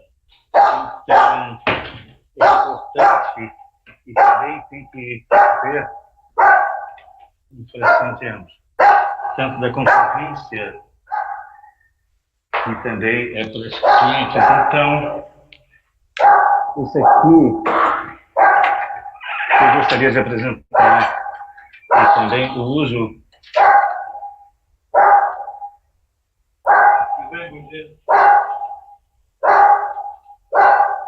então da situação.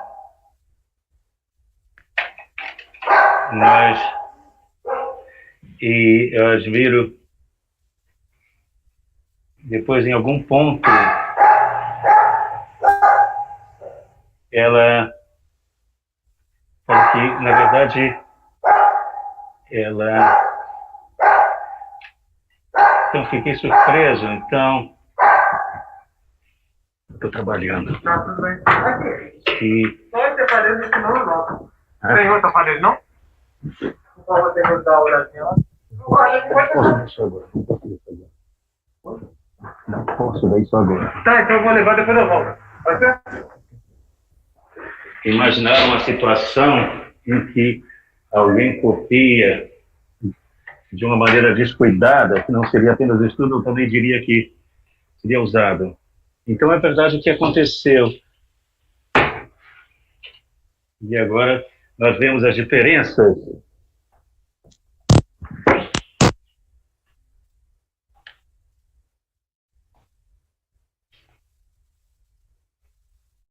Gostaria de fazer essa observação, que a situação era que meu cliente, ela introduziu o seu produto no Facebook.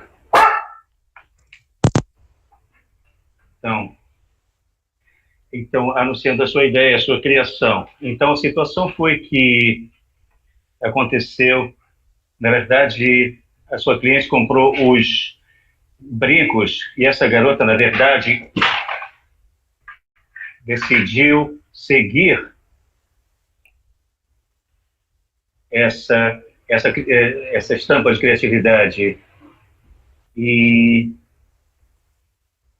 que não venderia os seus brincos no Facebook e no Instagram, achando que ninguém veria. Então, quando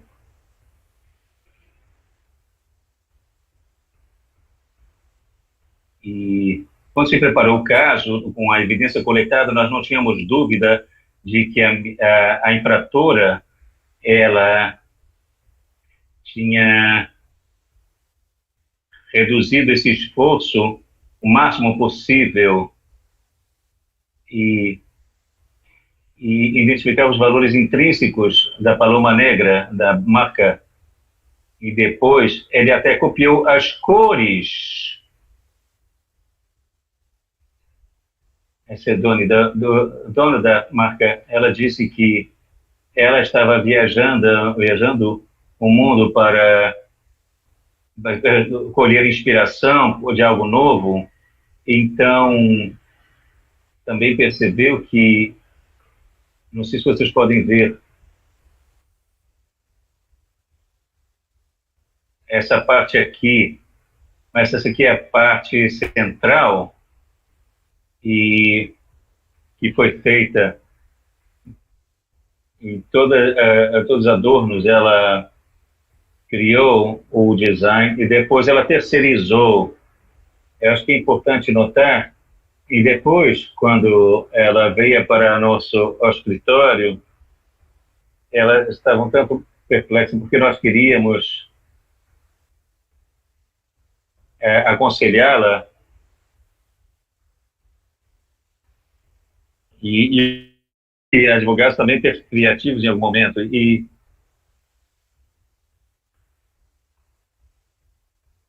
Então, em termos do sistema de propriedade intelectual, nós temos que estudar, escolher 3 níveis, 3 tipos de proteção nesse caso. Então, copyright, design industrial, mas também marca registrada, e o copyright não é condicional. Para terminar com o compliance, a proteção vem ex facto. E, às vezes,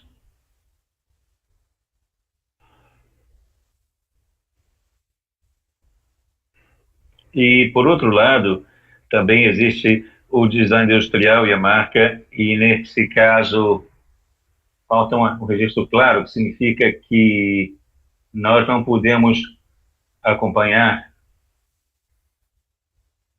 nenhuma dessas opções, dessas maneiras opcionais de proteger os direitos. E também o que eu descobri é que a lei do copyright, do direito autoral da Polônia, se apoia no Código Civil polonês, mas também em concorrência desleal.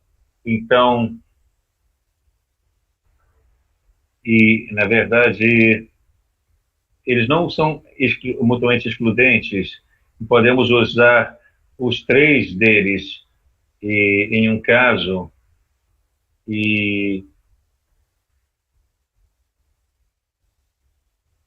mas eu vou mostrar como isso poderia funcionar, como isso, na verdade, não funciona. Um exemplo da marca Paloma Negra. Então, primeiramente, eu gostaria de apresentar vocês a um artigo,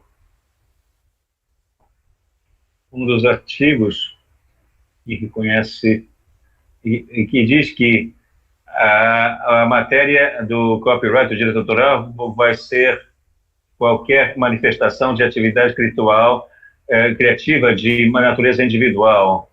E gostaria de assinalar o ponto 5, trabalhos de desenho industrial.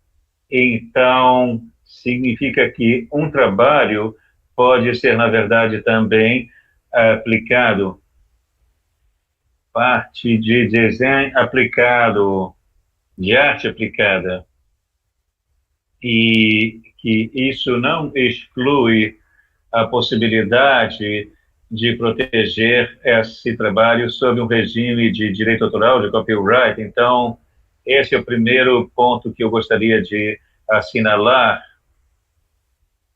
No entanto, é também importante que esses dias na Polônia nós estamos debatendo as fronteiras da lei do copyright de um lado e da lei da propriedade industrial por outro lado. Também estamos tentando encontrar diferença entre algo que seja mais artístico ou mais industrial e também que tenha mais função estética ou que seja utilitário. Então, o segundo ponto que eu gostaria de levantar é um ponto a respeito de interesse pessoal, e é bastante simples, característico dos países de direito civil, como países da Europa continental, que em sua maior parte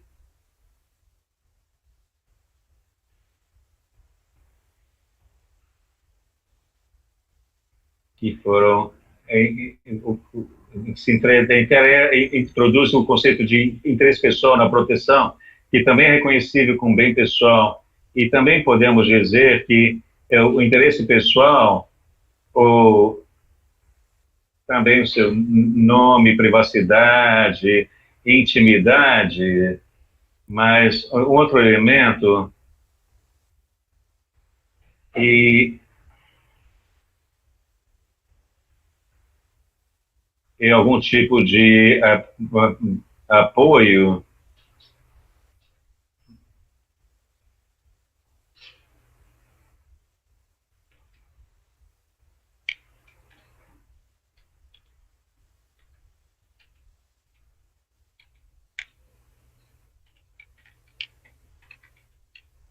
Então, eu diria que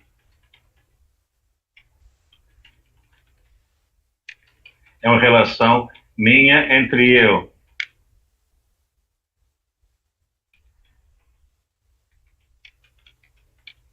Então, uma pessoa física também pode ter, pessoa jurídica também pode ter interesses pessoais.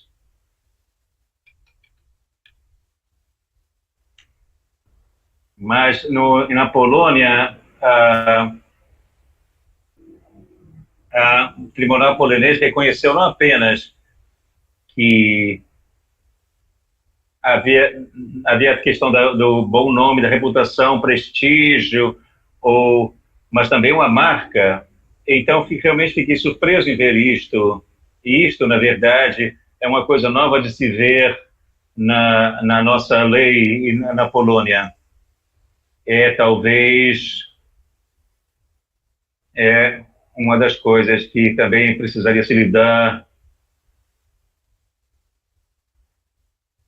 E depois, a terceira perspectiva,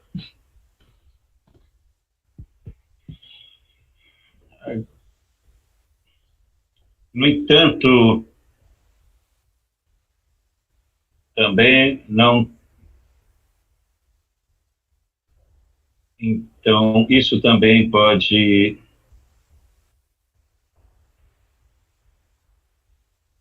Então, o que gostaria de notar aqui é que, bem olhado nas criações da Paloma Negra Biju, fica bastante óbvio quando se trata. Nós vemos que essa é uma marca, não necessariamente no direito da propriedade industrial, mas essa é uma assinatura que ela tem. Ela tem a sua história contada, ela tem um pano de fundo,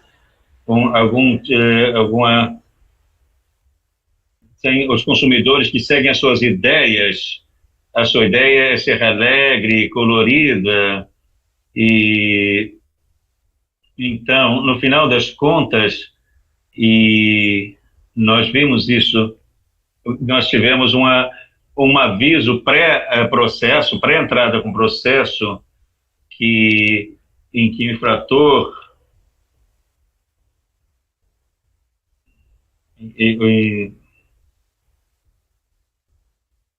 e para ser alertado de que estava cometendo uma infração, e então seria plágio, violação de direitos de copyright, também criando um trabalho derivativo e sem o consentimento do cliente. Então, nós apoiamos isso, suplementamos isso com falando do direito pessoal, tal como direito reputacional ou de marca, e também a violação da integridade do trabalho. Então, nós pedimos a pessoa que cometendo a infração para nos entregar uma declaração de que não iria continuar. Então, isso, na verdade, é o que nós tivemos. Então, se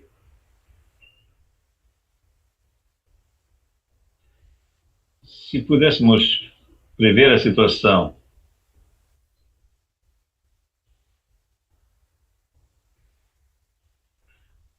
ela foi copiada, ela poderia ter considerado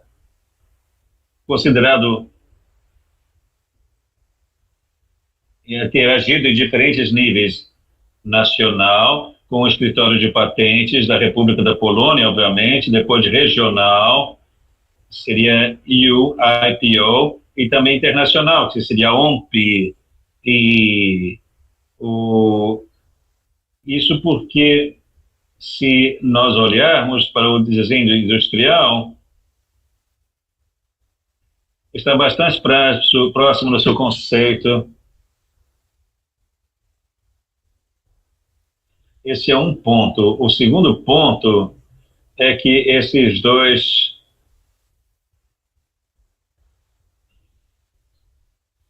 alega-se que esses dois tipos de proteção não são mutuamente excludentes. Se nós olharmos a definição da indústria polonesa,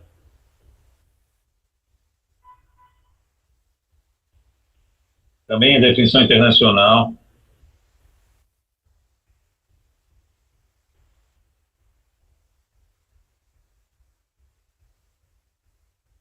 se nós estivermos procurando por argumentos de por que o trabalho, como é que se pode beneficiar desse tipo de proteção, nós estamos olhando para forma, ornamentação, cores, linhas, textura. Então, é semelhante a uma proteção por copyright. No entanto, isso aqui ainda é diferente.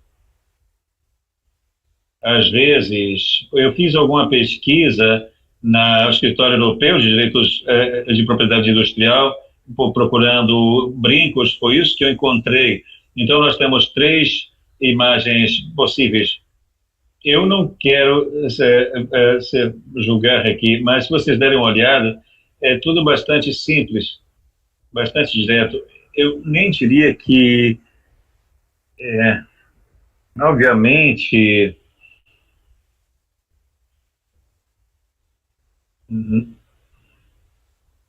nós não usamos brincos coloridos todos os dias, então esse tipo de criatividade, esse item, também precisa de proteção em caso da paloma negra buiju.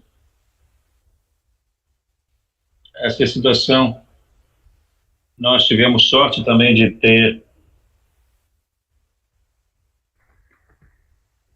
essa possibilidade de ver todos esses pré-requisitos para proteção de copyright, de direito autoral. Embora não seja sempre possível que um pequeno ateliê registre o seu trabalho. Essa é minha pergunta, ou talvez o ponto principal que eu levanto aqui. Então, é preciso considerar todas as cores e todos os formatos. Então, isso seria possível fazer um registro com apenas um design, um padrão de design. Porque, neste caso, nós teríamos que submeter também a representação pictórica desse brinco e eu expus o caso e me disseram de jeito nenhum o escritório europeu reduzir esse item, pedia para suplementar o pedido com o máximo possível de representações pictóricas, não preto e branco, incluindo todas as cores, não apenas uma, e não apenas uma patente, na verdade, seriam mais de 2, até 50 vezes. Então, esse é um ponto. O segundo ponto é que pequenos ateliês, eles criam alguns itens, mas podem parecer semelhantes, mas na maioria das vezes são diferentes uns dos outros. Então, se não fizermos em massa, nós temos que considerar outras soluções. Então, esse é um dos pontos. E outro ponto seria também o de questões financeiras. Se nós consideramos, por exemplo, que não tem apenas um pedido que esteja suplementando com representações pictóricas, outras, temos que considerar também a companhia em termos de receita. Minha pergunta é se isso contaria ou se isso trará benefícios. Então, e esse aqui é o último ponto, que seria mais de natureza jurídica. Eu gostaria de apresentar a vocês uma recente mudança que nós tivemos na lei polonesa da propriedade industrial. Essa lei volta a 2017. Então, antes desse momento, nós tivemos artigo 116, que diz que estipula que a proteção de direitos econômicos de um trabalho que sejam provida em normas de copyright, de direito autoral, não se aplica a produtos feitos de acordo com um desenho industrial e postos no mercado após a expiração do direito de registro garantido para tal desenho.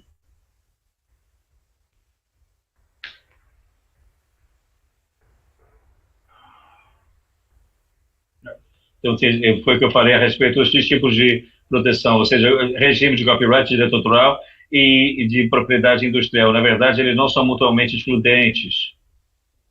É o que está sendo feito nesse momento. É importante notar que esse artigo foi rejeitado em 2017, não é mais válido, e é mais um argumento a favor da proteção dualista, ou seja, a direito autoral e propriedade industrial. Eu também gostaria de mencionar um caso recente que foi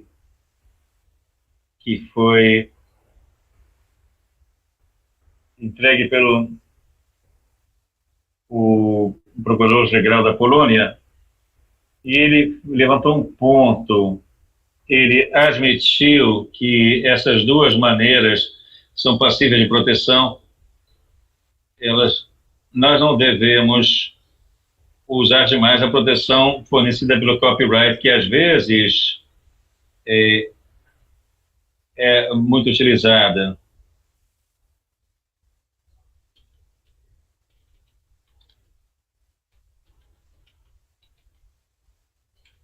Bom, então,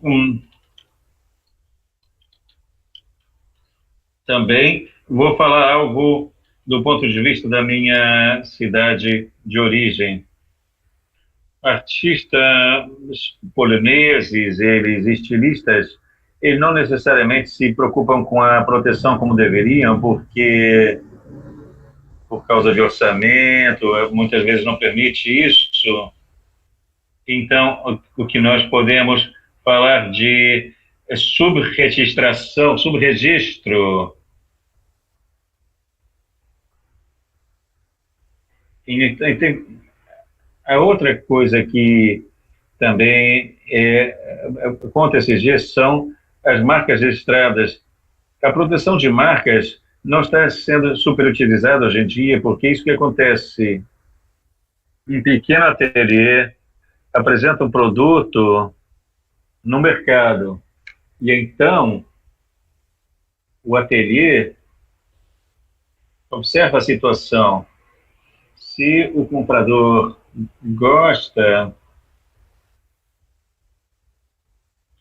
e esse design se torna bem recebido, então ele termina dividindo por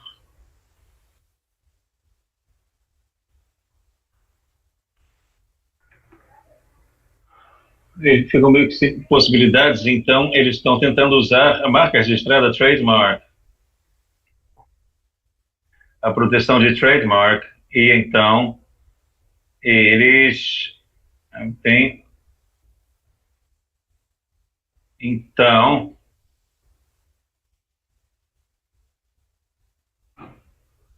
nós temos casos que provam que esse tipo de política não é sempre efetiva.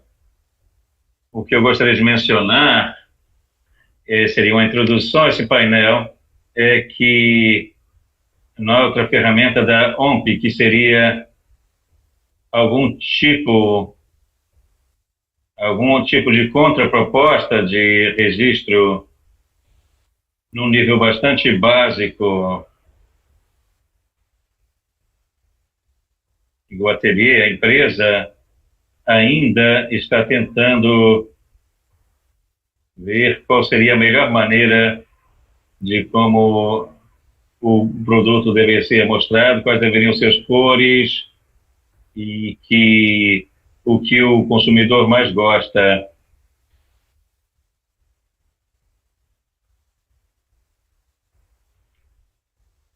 Então, isso representava um pedido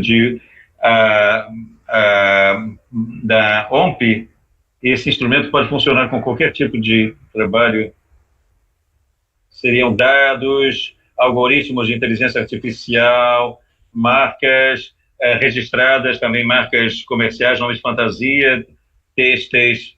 Então, vamos ver como isso funciona. E também isso poderia ser um bom ponto de começo para conquistar, se ter essa consciência. Eu também gostaria de mencionar que essa ferramenta parece ser simples para fazer o pedido por conta própria. Então,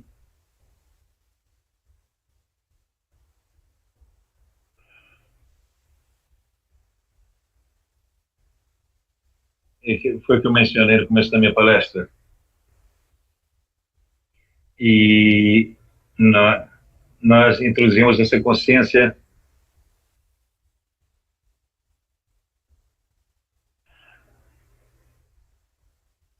Então, isso é isso da minha parte. Muito obrigado por ouvir e eu espero que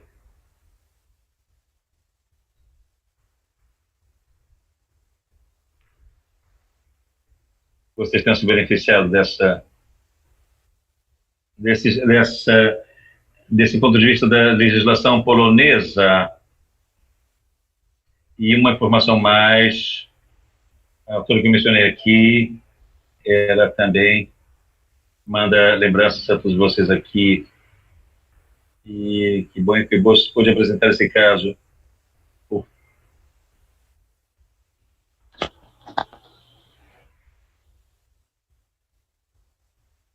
Muito obrigado, foi uma apresentação muito interessante e obrigado por abordar exatamente a questão. Então, para pequenos produtores e artesãos, pode ser realmente difícil ter um processo, um registro. Eu não acho que você tenha mencionado, se você mencionou, perdi, quanto custa um par de brincos da Paloma Negra? Você quer dizer o preço desses brincos no mercado? Sim, na verdade, eu lamento, mas por causa da conexão da internet.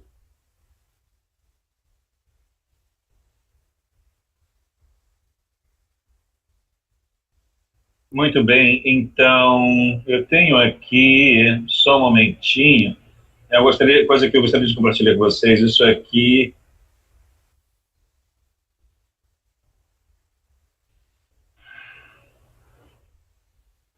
Eu espero que vocês possam ver.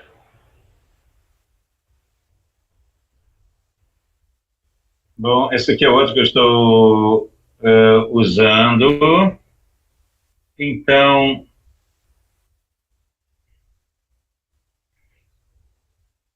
bom, um par de brincos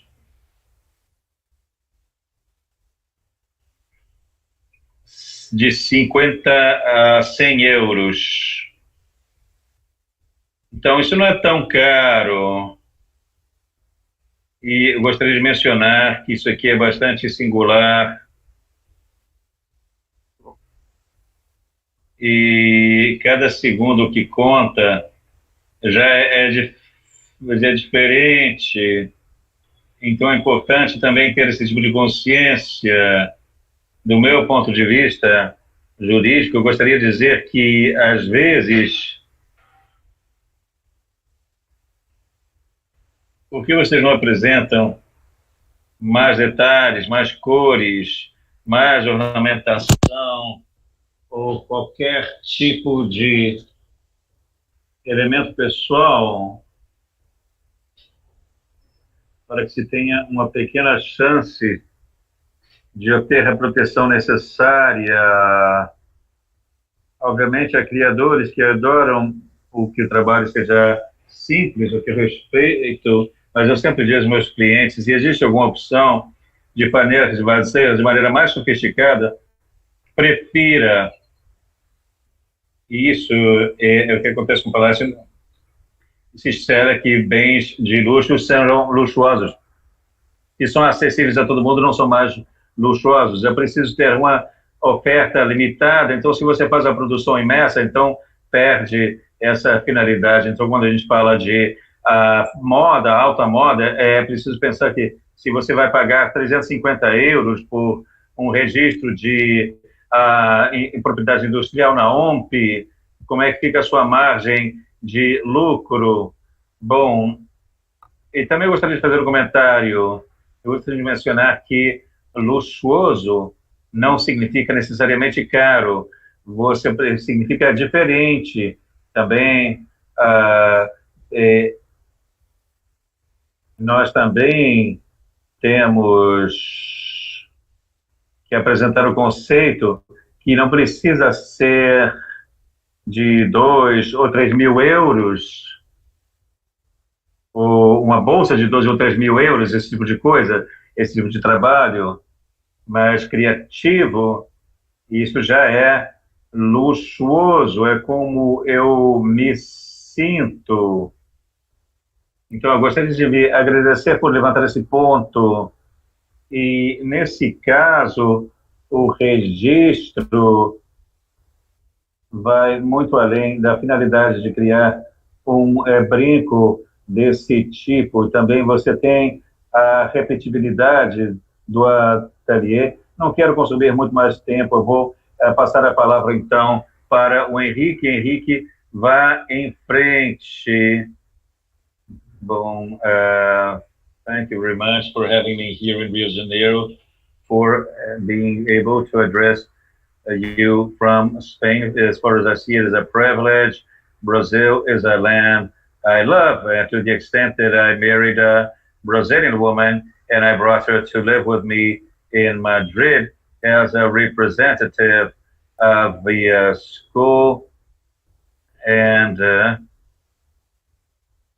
in this case, as a representative of the Association of Fashion Law of Spain and Portugal. It is an honor for me to be here with you.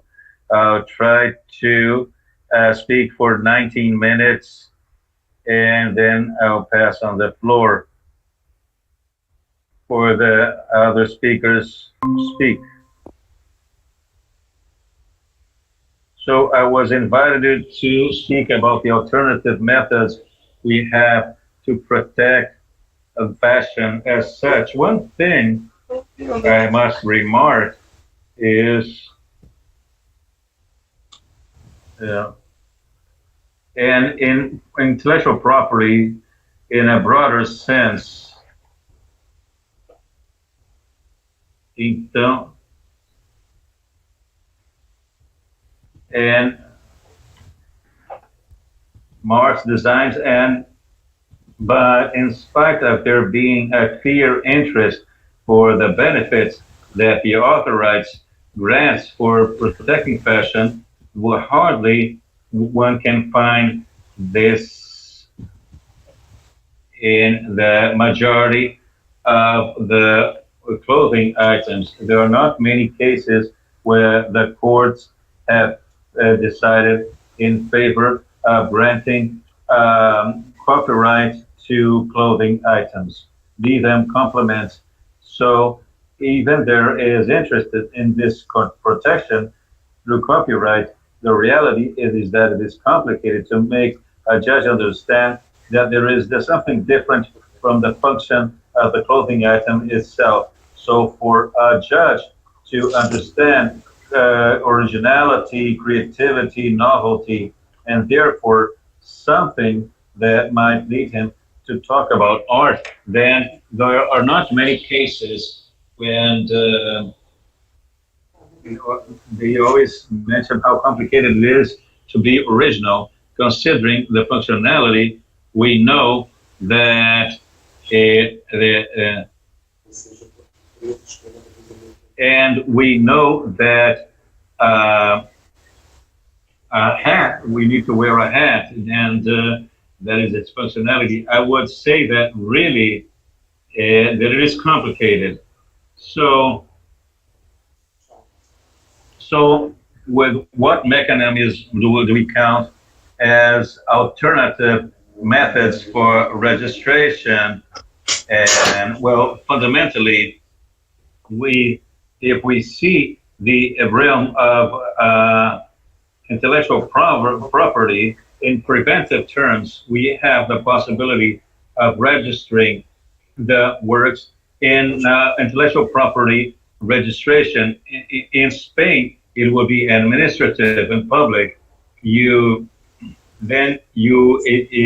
grants rights, but for what is understood as intellectual property, which would say we're talking about scientific, technical, and artistic creation, but then we could think that fashion, where would fashion fit? Supposedly that we're talking about certain artistic works, we would try to reorient it. Our legislation, the Spanish legislation, there's a decree of 2003 that regulates and develops, in this case, the intellectual property rule and shows how to present a drawing, a painting, or a work applied or not, and it provides us tips, guidance on how this could be registered. Other objects could be registered, or along with objects or along with drawings. What would be? But what benefits will have those who register this in? First of all, they have a jurisdiction. So it admits evidence against, but it inverts the burden of proof. So, second place, the intellectual property registration, what makes is a qualification. In Spain, a classification, what they make is a public classification, which is to say that it is about public faith. It is not, they're not private entities, but they are public entities. And this classification leads to certain classification regarding how legal is what you want to Let me interrupt you. Look at the camera. You're looking at the screen and not to us. Oh, sorry. I have a camera here. Okay, good. Now, yes. So, sorry to interrupt you, but I'd like to say that it is a pleasure of ours as well.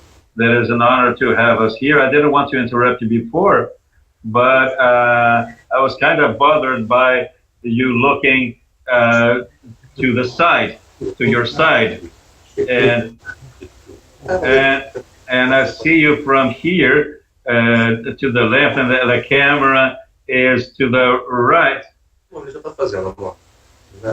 I can speak Portuguese with him because his wife is from Rio, so I feel at ease. Okay, I'll look at the camera now. No problem. Here in Spain, we have the intellectual property registration is merely optional. It is not mandatory for there to be intellectual property to actually register it. So it is recommendable because, as I said, such registration will qualify you, will provide evidence of the gate and of whoever made the registration. So a public notary, regardless of what any decision, this is already clearly qualified. But then we have the private registration, and Sunset Creative, like for example, they were asking us what WIPO does regarding accrediting or not certain creations in terms of intellectual property in a broad sense. Here, therefore, we have a catalog of actions.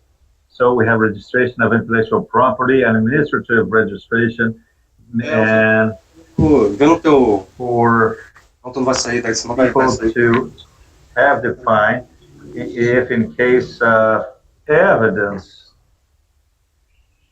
if you want or not to use it. So, and secondly, there are registrations of private nature, and a few of them, thanks to technology, provide us a series of guarantees regarding what we are registering. But there is an essential reason to differentiate one from another, which is the administrative nature of the act. In the case of registration of intellectual property, we're talking about an administrational entity. Therefore, we're talking about the organization itself. And it is essential that you know that here the notary is not a private figure, but it depends on the Ministry of Justice by means of the National Registration Directory. And on the other hand, you will see that we have the so-called symbols. In this case, the copyright, which is a declaratory means to a declaration of the existence of an act, the reality of an act, property, intellectual property. So if you notice, we have on one hand the public registration, Then we have the private registration, then the possibility to incorporate symbols. We're talking about the copyright symbol, which you see prior to the sentences, or P, which is obviously prior to the sentence that we're talking about, phonographic record, musical productions. And then we have the notary deposits, or filing, as we say. Here in Spain, you may require to a notary's office for him to make a public document. And this will, what will this document prove? The document is an executive, you can take it to court, and it shows the capacity of the parties. So who is, there's the date, and it will make a qualification. So if you notice, a notary can be useful for proving, because you have the so-called the public faith. This is important. Public faith registration, to the extent that this notary, as part of the organization of the state, because of this public faith, he can, by means of a filing, a deposit, provide us information that, in the sense that someone went to the notary's office and made a registration. So if you see, we have different alternatives in order to be able to use. So we have merely a kind of registration which allows us to deposit, which filing, which is and then we have private registration, more or less efficient regarding the degree of evidence. But we have the symbols that exist to show that something exists. And then finally we have the notaries. I would say that the system in this case, when someone creates a fashion in any country, the first thing to ask is to what extent I want to protect. So it is important to decide first if this is sufficiently original, creative, and is close to the author's rights, and then try to protect it. Something that is not simple, but not impossible. A few creations, a few of them, and I repeat, a few creations that could be sufficiently original and novelty could be object of protection through author's rights. And in the case of fashion, this requires bigger creativity, like, for example, works with pictorial or sculptor works, painting, architecture, which are already classified as major arts. That is the first option. The traditional, which we normally use, is the registering as a mark, as a design. But also, you must take into account that European Union, the design will be protected in spite of its registration, because we have the figure of the non-registered figure, which means that the design that is protected without there being need to register. Well, forgive me to speaking so slowly, but that is the only way for those who speak Portuguese be able to follow what I am saying, so it can be understood. And especially when you have in Spanish and Portuguese are similar. However, I will not deliver a whole lecture in Portuguese, and then I can mix, and it will be horrible for the audience to mix words. So I want to be technically precise. As I was saying, the registration in Europe provides a series of rights, but the design, there's no need for registering the design. When a design is registered, it's 5 years of protection, but any design, ever since it is publicized, is protected as long as it is original and a novelty. Those are the two requirements. We protect the form of products. They should be original and a novelty for 3 years without the need for registration. This is an advantage that for fashion is evident. I will present a whole collection. I am continually launching collections into the market. I will ignore whether I will be successful or not. Therefore, I will not register because only the works that, let's say, registration of watches, of jewelry, that will be successful in the market, we will be able to make use of it for 5 years and postpone it for another 5 and 5 and 5 until up to 25 years. So if we have protection without the need for register with a limited term of 3 years, but then we must take into account that with certain smaller protection, at the end, people will have to decide to what extent I'm interested in protecting the form of a project. Am I interested in investing and coping with the expenditures? All my fashion creations, will they actually reach the market and be successful? Not all of them, only a few of them. So I need to have a brand to identify my products and services. The answer is always. But everything that the fashion creator, under quotes, they consider themselves creators, but for me to say that simple fact that I say that I'm a creator does not make a creator of me. The creator is the artist who brings something new to the market, has nothing to do with the luxury industry or the price of the products. Art is art if it is understood, if it is original and new. In fashion, that is quite complicated. I don't want to take more time, and I would like to allow you to speak.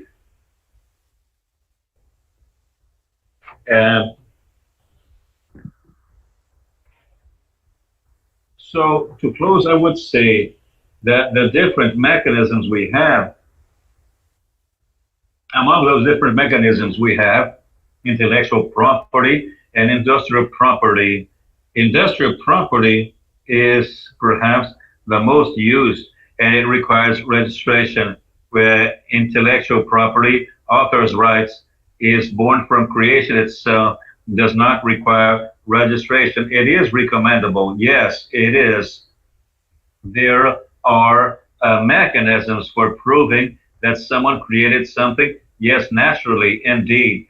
And we have public registration, private registration. There are the figures here in Spain of the notary who provides public faith. That is part of the state. And naturally, all the systems for encryption, which allow authentication, provide authentication.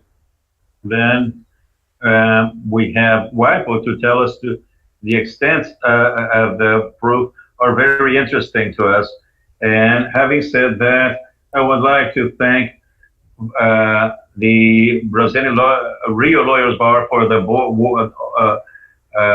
work that is done. Brazil is a country I love. It's perhaps the conference I've had, was willing to take part most.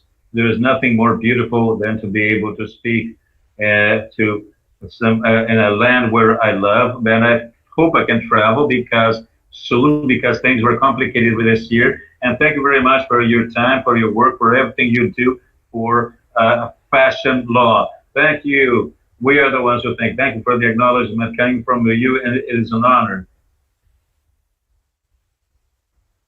So we may move on to Claudio. Thank you for your presentation. It was everything I expected. Muito obrigado. Discussões muito interessantes, bons exemplos da Malena e explicações muito detalhadas e claras do Henrique a respeito da situação na Europa. É realmente um bom encaminhamento da minha discussão. Então, eu vou compartilhar aqui a minha tela. Então, tudo bem? Todo mundo pode ver? Sim, foi bom, muito bom. Então, agradeço às duas Isabelas e antes de nós começarmos, permitam que os panelistas, quero levá-los a um cenário relevante. Eu gostaria que todo mundo se imagine calçando sapatos de um estilista independente que tem seus trabalhos, pode ter sua própria marca, por exemplo, ou trabalhar para um grande maison, mas ou talvez imagine-se como chefe de design de uma grande maison, de uma grande casa de moda, talvez seja mais apropriado. De qualquer forma, pense a respeito de todos os esboços individuais, conceitos, padrões, estampas que você gera ao longo de um ano. Tudo tem valor, talvez seu valor não seja imediato, nem todas as suas criações sejam comercializadas ou licenciadas imediatamente, mas definitivamente você gostaria de salvaguardá-las e evitar o uso inadequado ou mesmo o roubo.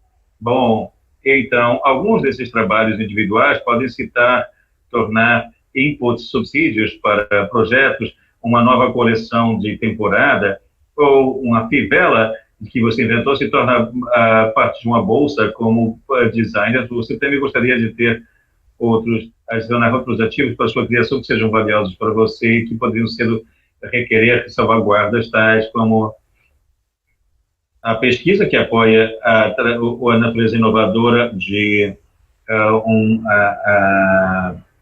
artigo ou um estudo de mercado que você tem produzido a respeito de uma categoria de desenho mesmo. Contratos de licenciamento estão sujeitos a um mau uso. Então, para todos esses casos, isso é exatamente a razão pela qual nós criamos o WIPO-Proof, ou seja, essencialmente abordar todos esses casos e prover uma maneira com custo-benefício para prover esses produtos em estágios antes e pós de propriedade intelectual, propriedade industrial. Então, essas coisas são protegidas por copyright. Então, o WIPO-Proof não garante, não outorga o direito de autor. O copyright é uma ferramenta que pode ser usada para ajudar a gerenciá-la. Então, alguns exemplos que eu dou de propriedade intelectual no estágio anterior incluem pode-se tomar cuidado porque pode levar a novos trabalhos ou diferentes designs e também conceitos e podem ser iniciados, mas depois deixados de lado por um momento para talvez uma elaboração futura. Então, alguns exemplos do que eu quero dizer com estágio pós-PI, propriedade industrial, inclui compartilhar amostras do trabalho, como, por exemplo, uma nova estampa de uma coleção que você esteja desenvolvendo. Então, tendo provar a existência anterior é uma medida protetiva, assim, no caso de essas amostras serem usadas. E outro exemplo é licenciamento de trabalhos. Os criadores podem, então, incluir um token WIPO-Proof que demonstra e prova uma posse anterior. Eu vou explicar o que um token é depois na apresentação. Então, um outro ponto antes de eu seguir em frente é que isso é entregue através das nossas plataformas de serviço. Se chama permite que um criador se beneficie de outros serviços por meio de uma plataforma que você assina. Então, o que é exatamente o WIPO-Proof? O WIPO-Proof é um serviço que provê prova de existência e de posse de um depósito digital no momento específico do tempo. Hoje, qualquer tipo de design pode ser representado por um depósito digital e, às vezes, isso apenas está disponível em formato de depósito digital. O token é o principal produto de WIPO-Proof. É uma impressão digital com criptografia gerada localmente pelo seu browser, e tem uma data no tempo e assinada pela OMP. E se baseia numa tecnologia chamada PKI, Public Key Infrastructure, que é um processo de certificação eletrônica, e é como se fosse um cartório digital. Bom, então, os cartórios físicos podem cometer erros, as assinaturas podem ser falsificadas e a papelada pode ser modificada.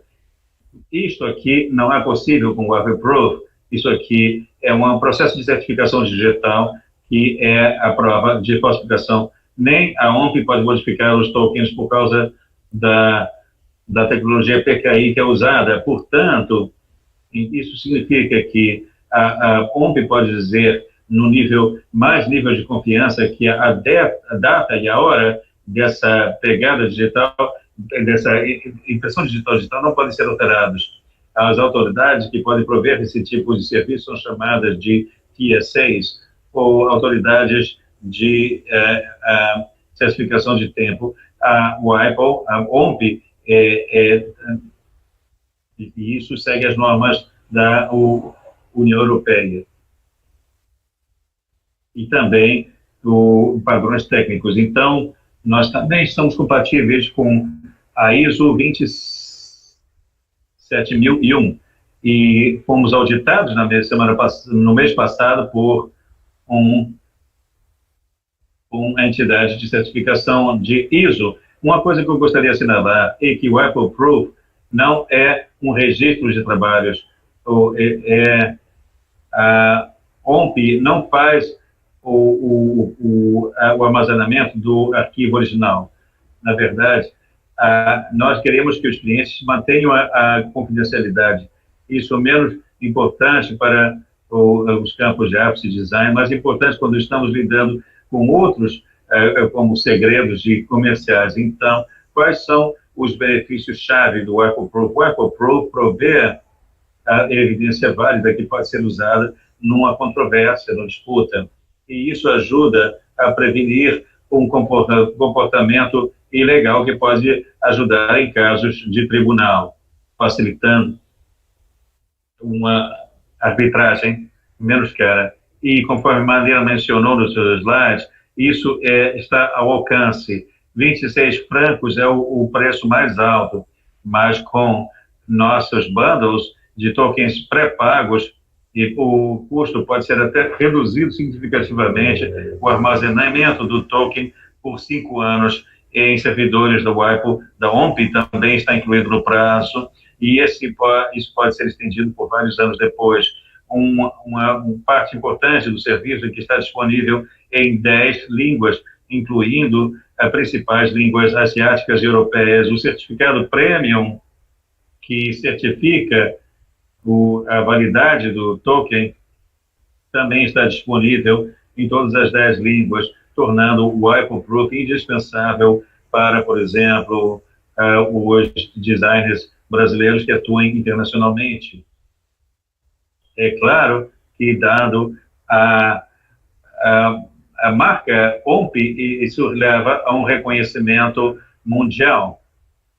Isso é reconhecido em todos os estados da OMP, inclusive o Brasil. Esse fato significativamente aumenta a probabilidade de um token da OMP ser aceito como evidência válida no número máximo de jurisdições ao redor do mundo, e não menos importante, conforme mencionei antes, prover plena confidencialidade aos trabalhos,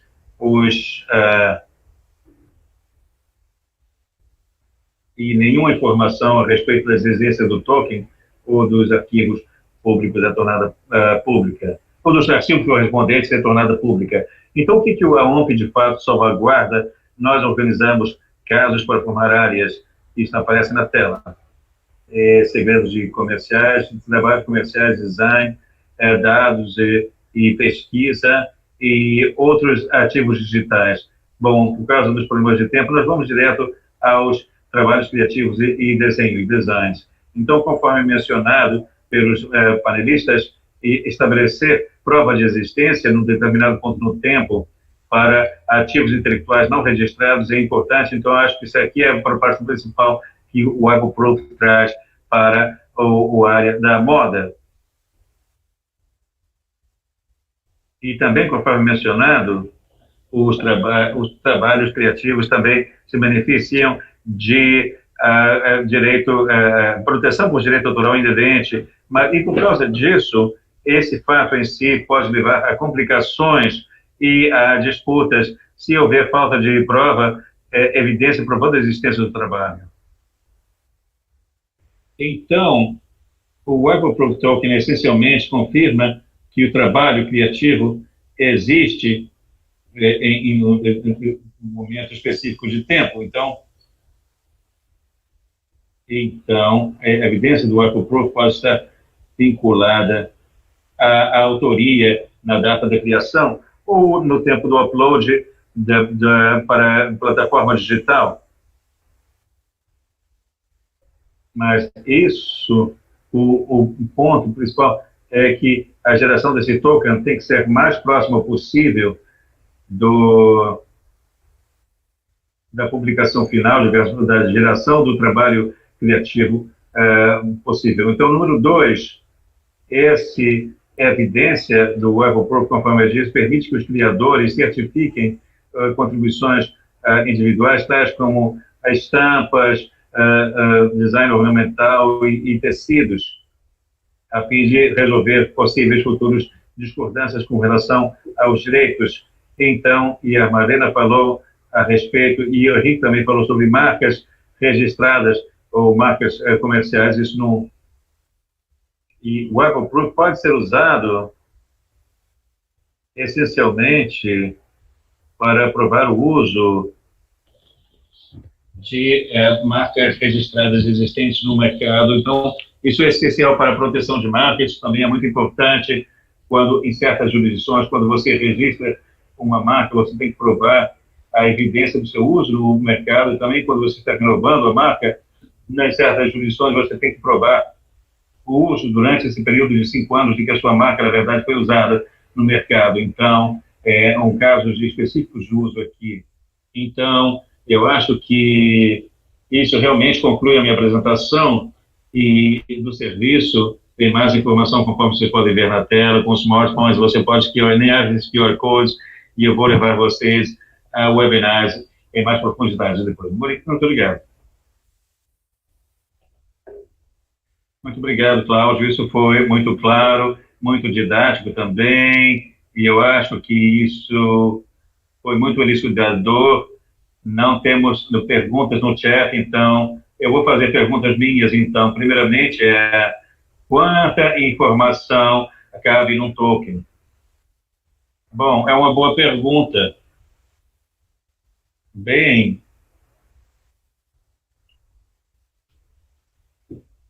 num token natural você pode ter informação a respeito de quem está solicitando o token, é claro, em toda a informação a respeito desse indivíduo, e também se você é um representante legal, o dono do arquivo, então, e você está criando um OABRJ token em nome do dono do pedido, do depósito. Por exemplo, você é uma empresa de serviços de propriedade intelectual, essa informação também é armazenada no token, bem como a informação a respeito da assinatura privada, da UAI, do OMP, e também a autoridade certificadora, e também, essencialmente, a DNA do arquivo, do depósito, qualquer coisa que torne o depósito único, isso também é armazenado no token. Então, eu diria que são as principais informações e agrupamentos.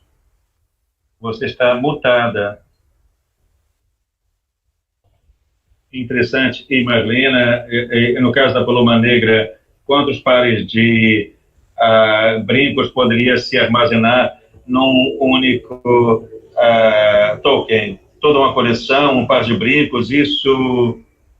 A resposta da pergunta é ambos. Então, a questão é qual é o seu ativo intelectual para a estratégia de gestão em propriedade intelectual, se você prevê apenas certificar a existência de coleção, então o fato de que você tem uma série de brincos que são parte de uma coleção, então você pode botar tudo isso no arquivo zip, por exemplo, e apenas digitalmente processar, fazer a impressão digital desse arquivo zip. O problema é que se existe uma controvérsia com relação a qualquer um desses trabalhos individuais, você não pode apenas extrair isso do token, então você teria que, em tese, de alguma forma, trazer para qualquer disputa, no caso jurídico, a evidência adicional que ligue a existência de um design de brinco, essa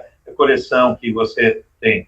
Então, o que nós normalmente recomendamos é que, por causa do design de cada brinco individual, pode estar sujeito a um mau uso, então, que se crie um token diferente para cada brinco. Estou pensando a respeito de custo-benefício, ou seja, um pequeno estilista, talvez ele não tenha suficientes condições de investir em 20 euros em cada par de brincos, especialmente no caso da Marlena, porque da Paloma Marnegro, porque eles estão produzindo 5 pares de brincos, depois vão em frente, depois...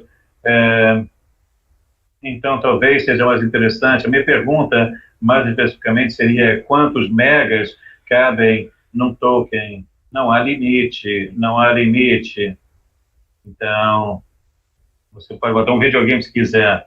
Então, eu acho que o Henrique levantou um ponto importante. Eu estou falando a respeito do contexto europeu. Então, mais ou menos no Brasil, é um caso diferente, mas o fato de que os estilistas podem, na realidade, ter 3 anos de produção para design não registrado, isso dá muita flexibilidade, e é claro que ter essa prova de existência e, digamos, mesmo a autoria, o ownership desses designs é chave, porque num caso, numa controvérsia, você tem que ser a prova de existência. Então, se você está pensando a respeito de custo-benefício, ter que registrar cada trabalho individual, seja através de sistemas de copyright ou de propriedade industrial, no contexto da União Europeia, você pode poupar esses custos, mas se você está usando uma ferramenta como o Apple Pro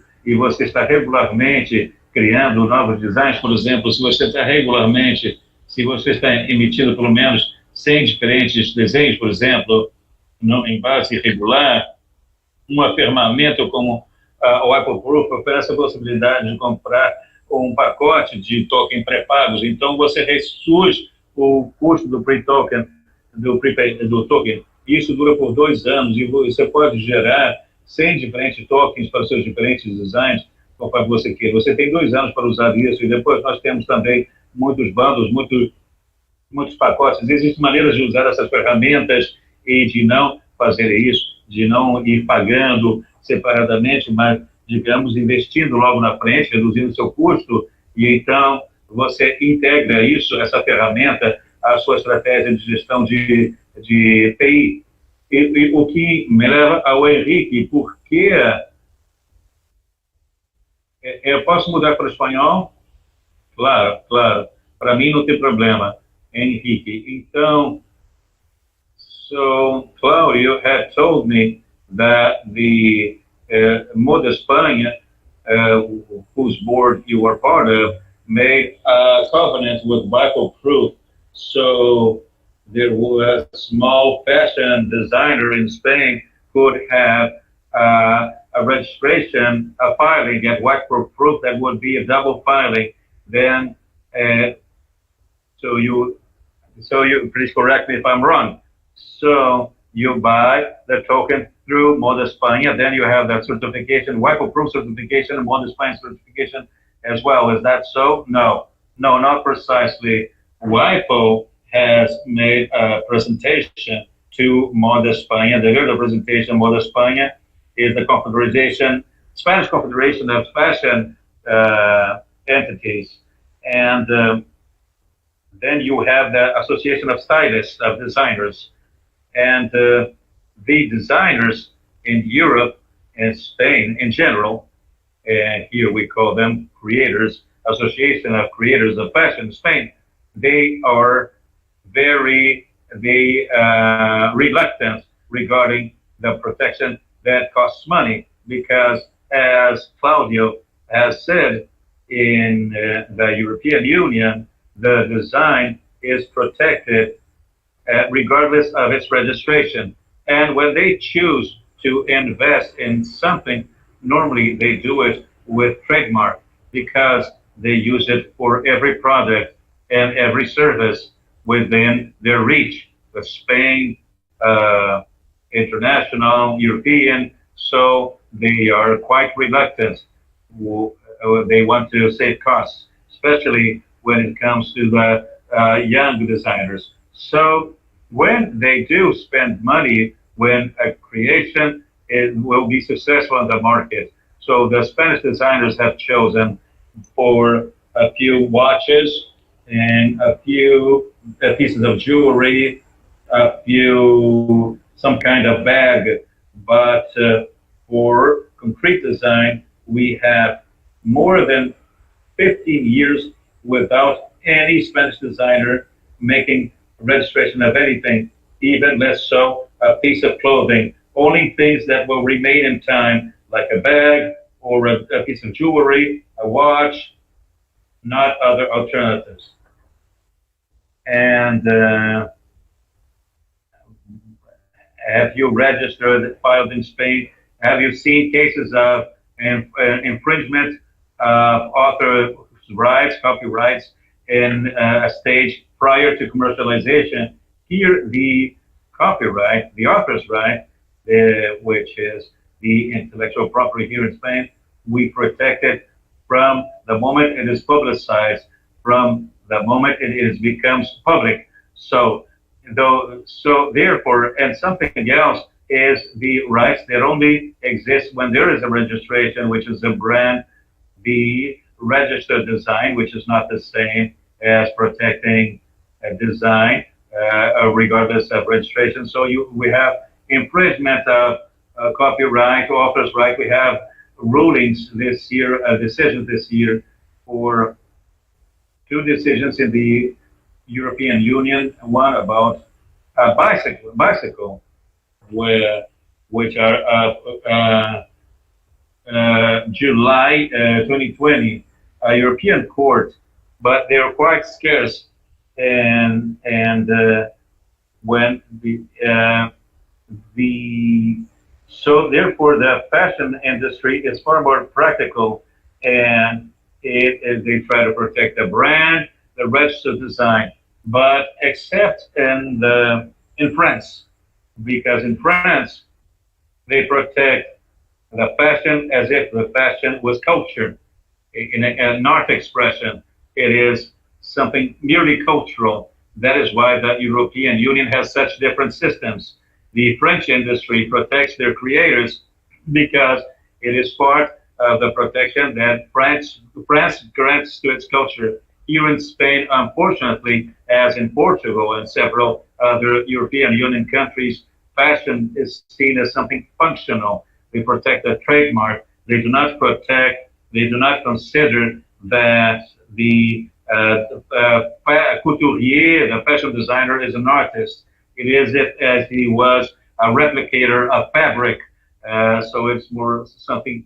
It is a matter of cultural education, very similar to what happens in the United States of America. In the United States, they are merely functional, whereas here, the majority, the European countries, that criteria is functionality as well. So he is a businessman more than an artist, an entrepreneur.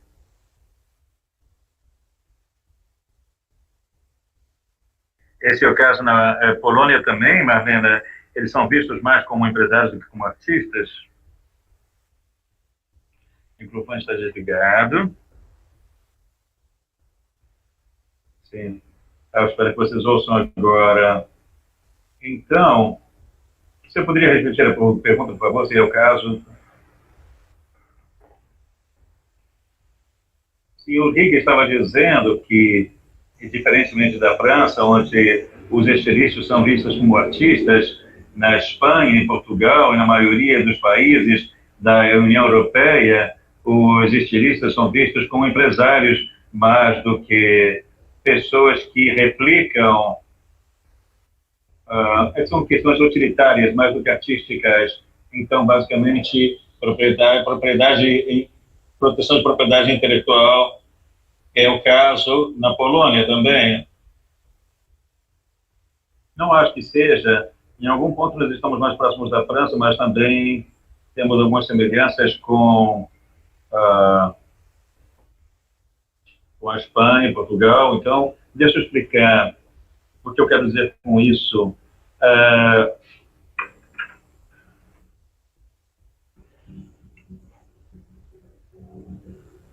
O que eu quero dizer é que eu observo,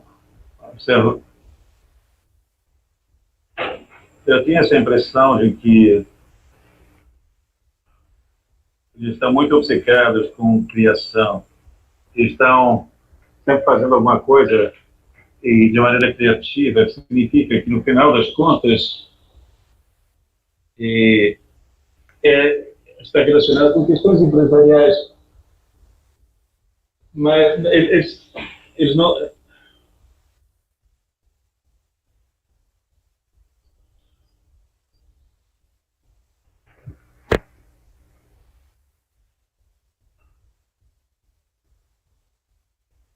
praticando esse wishful thinking de que nada errado vai acontecer. Bom, essa é uma observação minha. E a segunda é que, quando vão para o tribunal, os juízes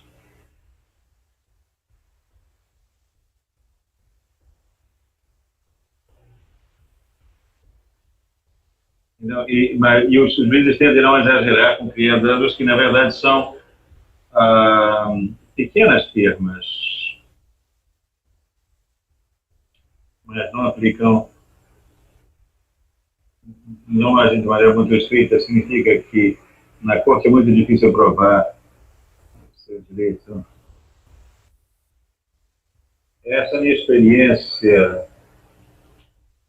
porque, por causa do ônus da prova, que em algum momento era muito difícil para nós, mas a minha outra parte, que bom que você pergunta, é que na lei do copyright provê aos criadores proteção extra em termos de interpretação. Você pode tentar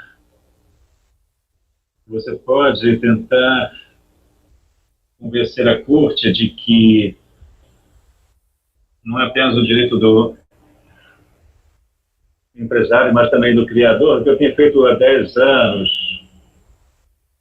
estou usando.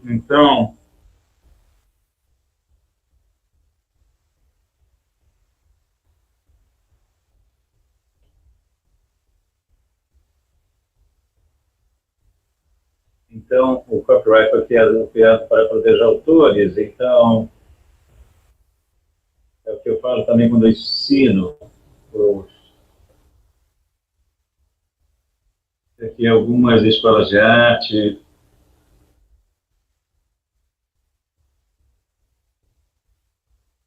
Mas eu levanto aqui para ter respondido a pergunta. Eu me lembro que, eu vou para o português. Deborah, you, in your course at ABAP, you commented a case of an artist who visited an atelier to make some kind of negotiation. And before the negotiation was concluded, the atelier started to launch a collection inspired. Yes, it was an artist from São Paulo. We were in an event in São Paulo, and she told me there that she and a partner took the collection of patterns. It was not to an atelier, but it was to a great retail chain. And they said, very interesting, let me show this to the board. And then they came back, we'll contact you. They did not contact them any longer. And time passed by. Sometime later, a few other patterns were there in the store. And she had no evidence that she had. They just took it. It was, the patterns, and she had no evidence that she had created it, that she and a partner of hers, I don't recall her name, it was Tatiana or something like that, and she gave a lecture with us. It was precisely about evidence. So there, at that moment, it would be, I think she regretted very much not having had any kind of record of registration, that in the sense that to prove that it was her creation. Certainly. So this work, along with you have done along with the OAB, has been very important. And in the morning, we had an example of an artist who ignores his moral rights. So we see it, right? Several lawyers here, and I can say that I'm not offering myself as a lawyer. I can give all those guidance. Yeah, to show to the public that there is this choice. I'm actually counseling without wanting to capture clients or anything like that. That is really important, necessary. I speak as a professor, which is the case of WIPO. We have this service as a way to facilitate the burden of proof, but there are other ways to prove, like Henrique mentioned, like the notary's office. So you can put something on Instagram. It is not ideal, but in case you do, it is a way to prove. At least you have evidence that. So I think more important is to call attention to this need showing. This panel showing WIPO proof, and Henrique showing that in Spain there is not any need to, as he's mentioned. And as Marlena said, there are other ways to defend rights. But in case you have the evidence, it's much better. We try to show every aspect. It was very interesting. Thank you all. And I think we fulfilled our aim.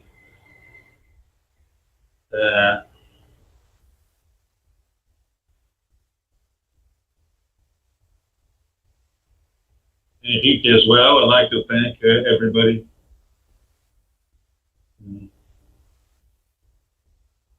Leva tempo para aprender. Deixa eu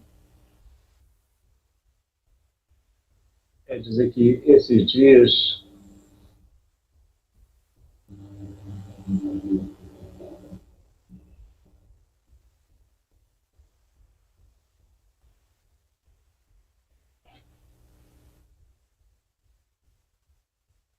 tem um caso que foi decidido pela Suprema Corte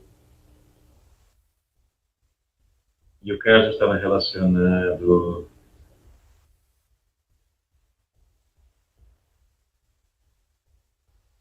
e a Corte acreditou, decidiu que a vela pode ser copyright, pode ser original.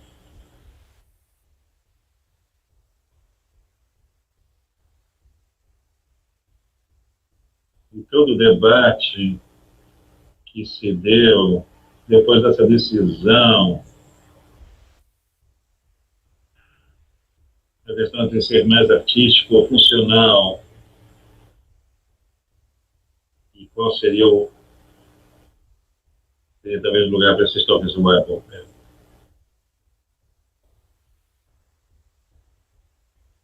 Obrigado, Marina. So, Isabella, I think our mission was accomplished.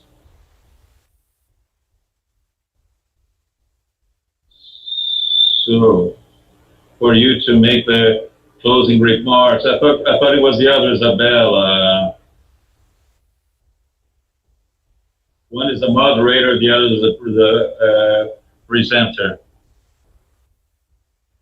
It can be any of you. Okay, so for my, I see this as concluded. Thank you very much. Thank you very much. Thank you again, Deborah, for providing this room for WIPO. And me, Claudio, Daphne, and Jose, we are glad to be here. Well, and once again, I think people needed to know about WIPO proof. I was the one who wanted to bring this because I thought this is important for people to get acquainted with. Because so WIPO has been sponsoring without asking anything in exchange, and I found that tool very important.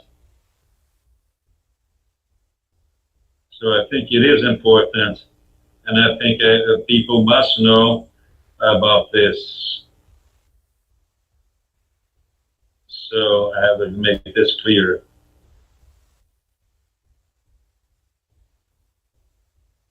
I'm quite transparent regarding this. So I'd like to make this clear that it was really an invitation.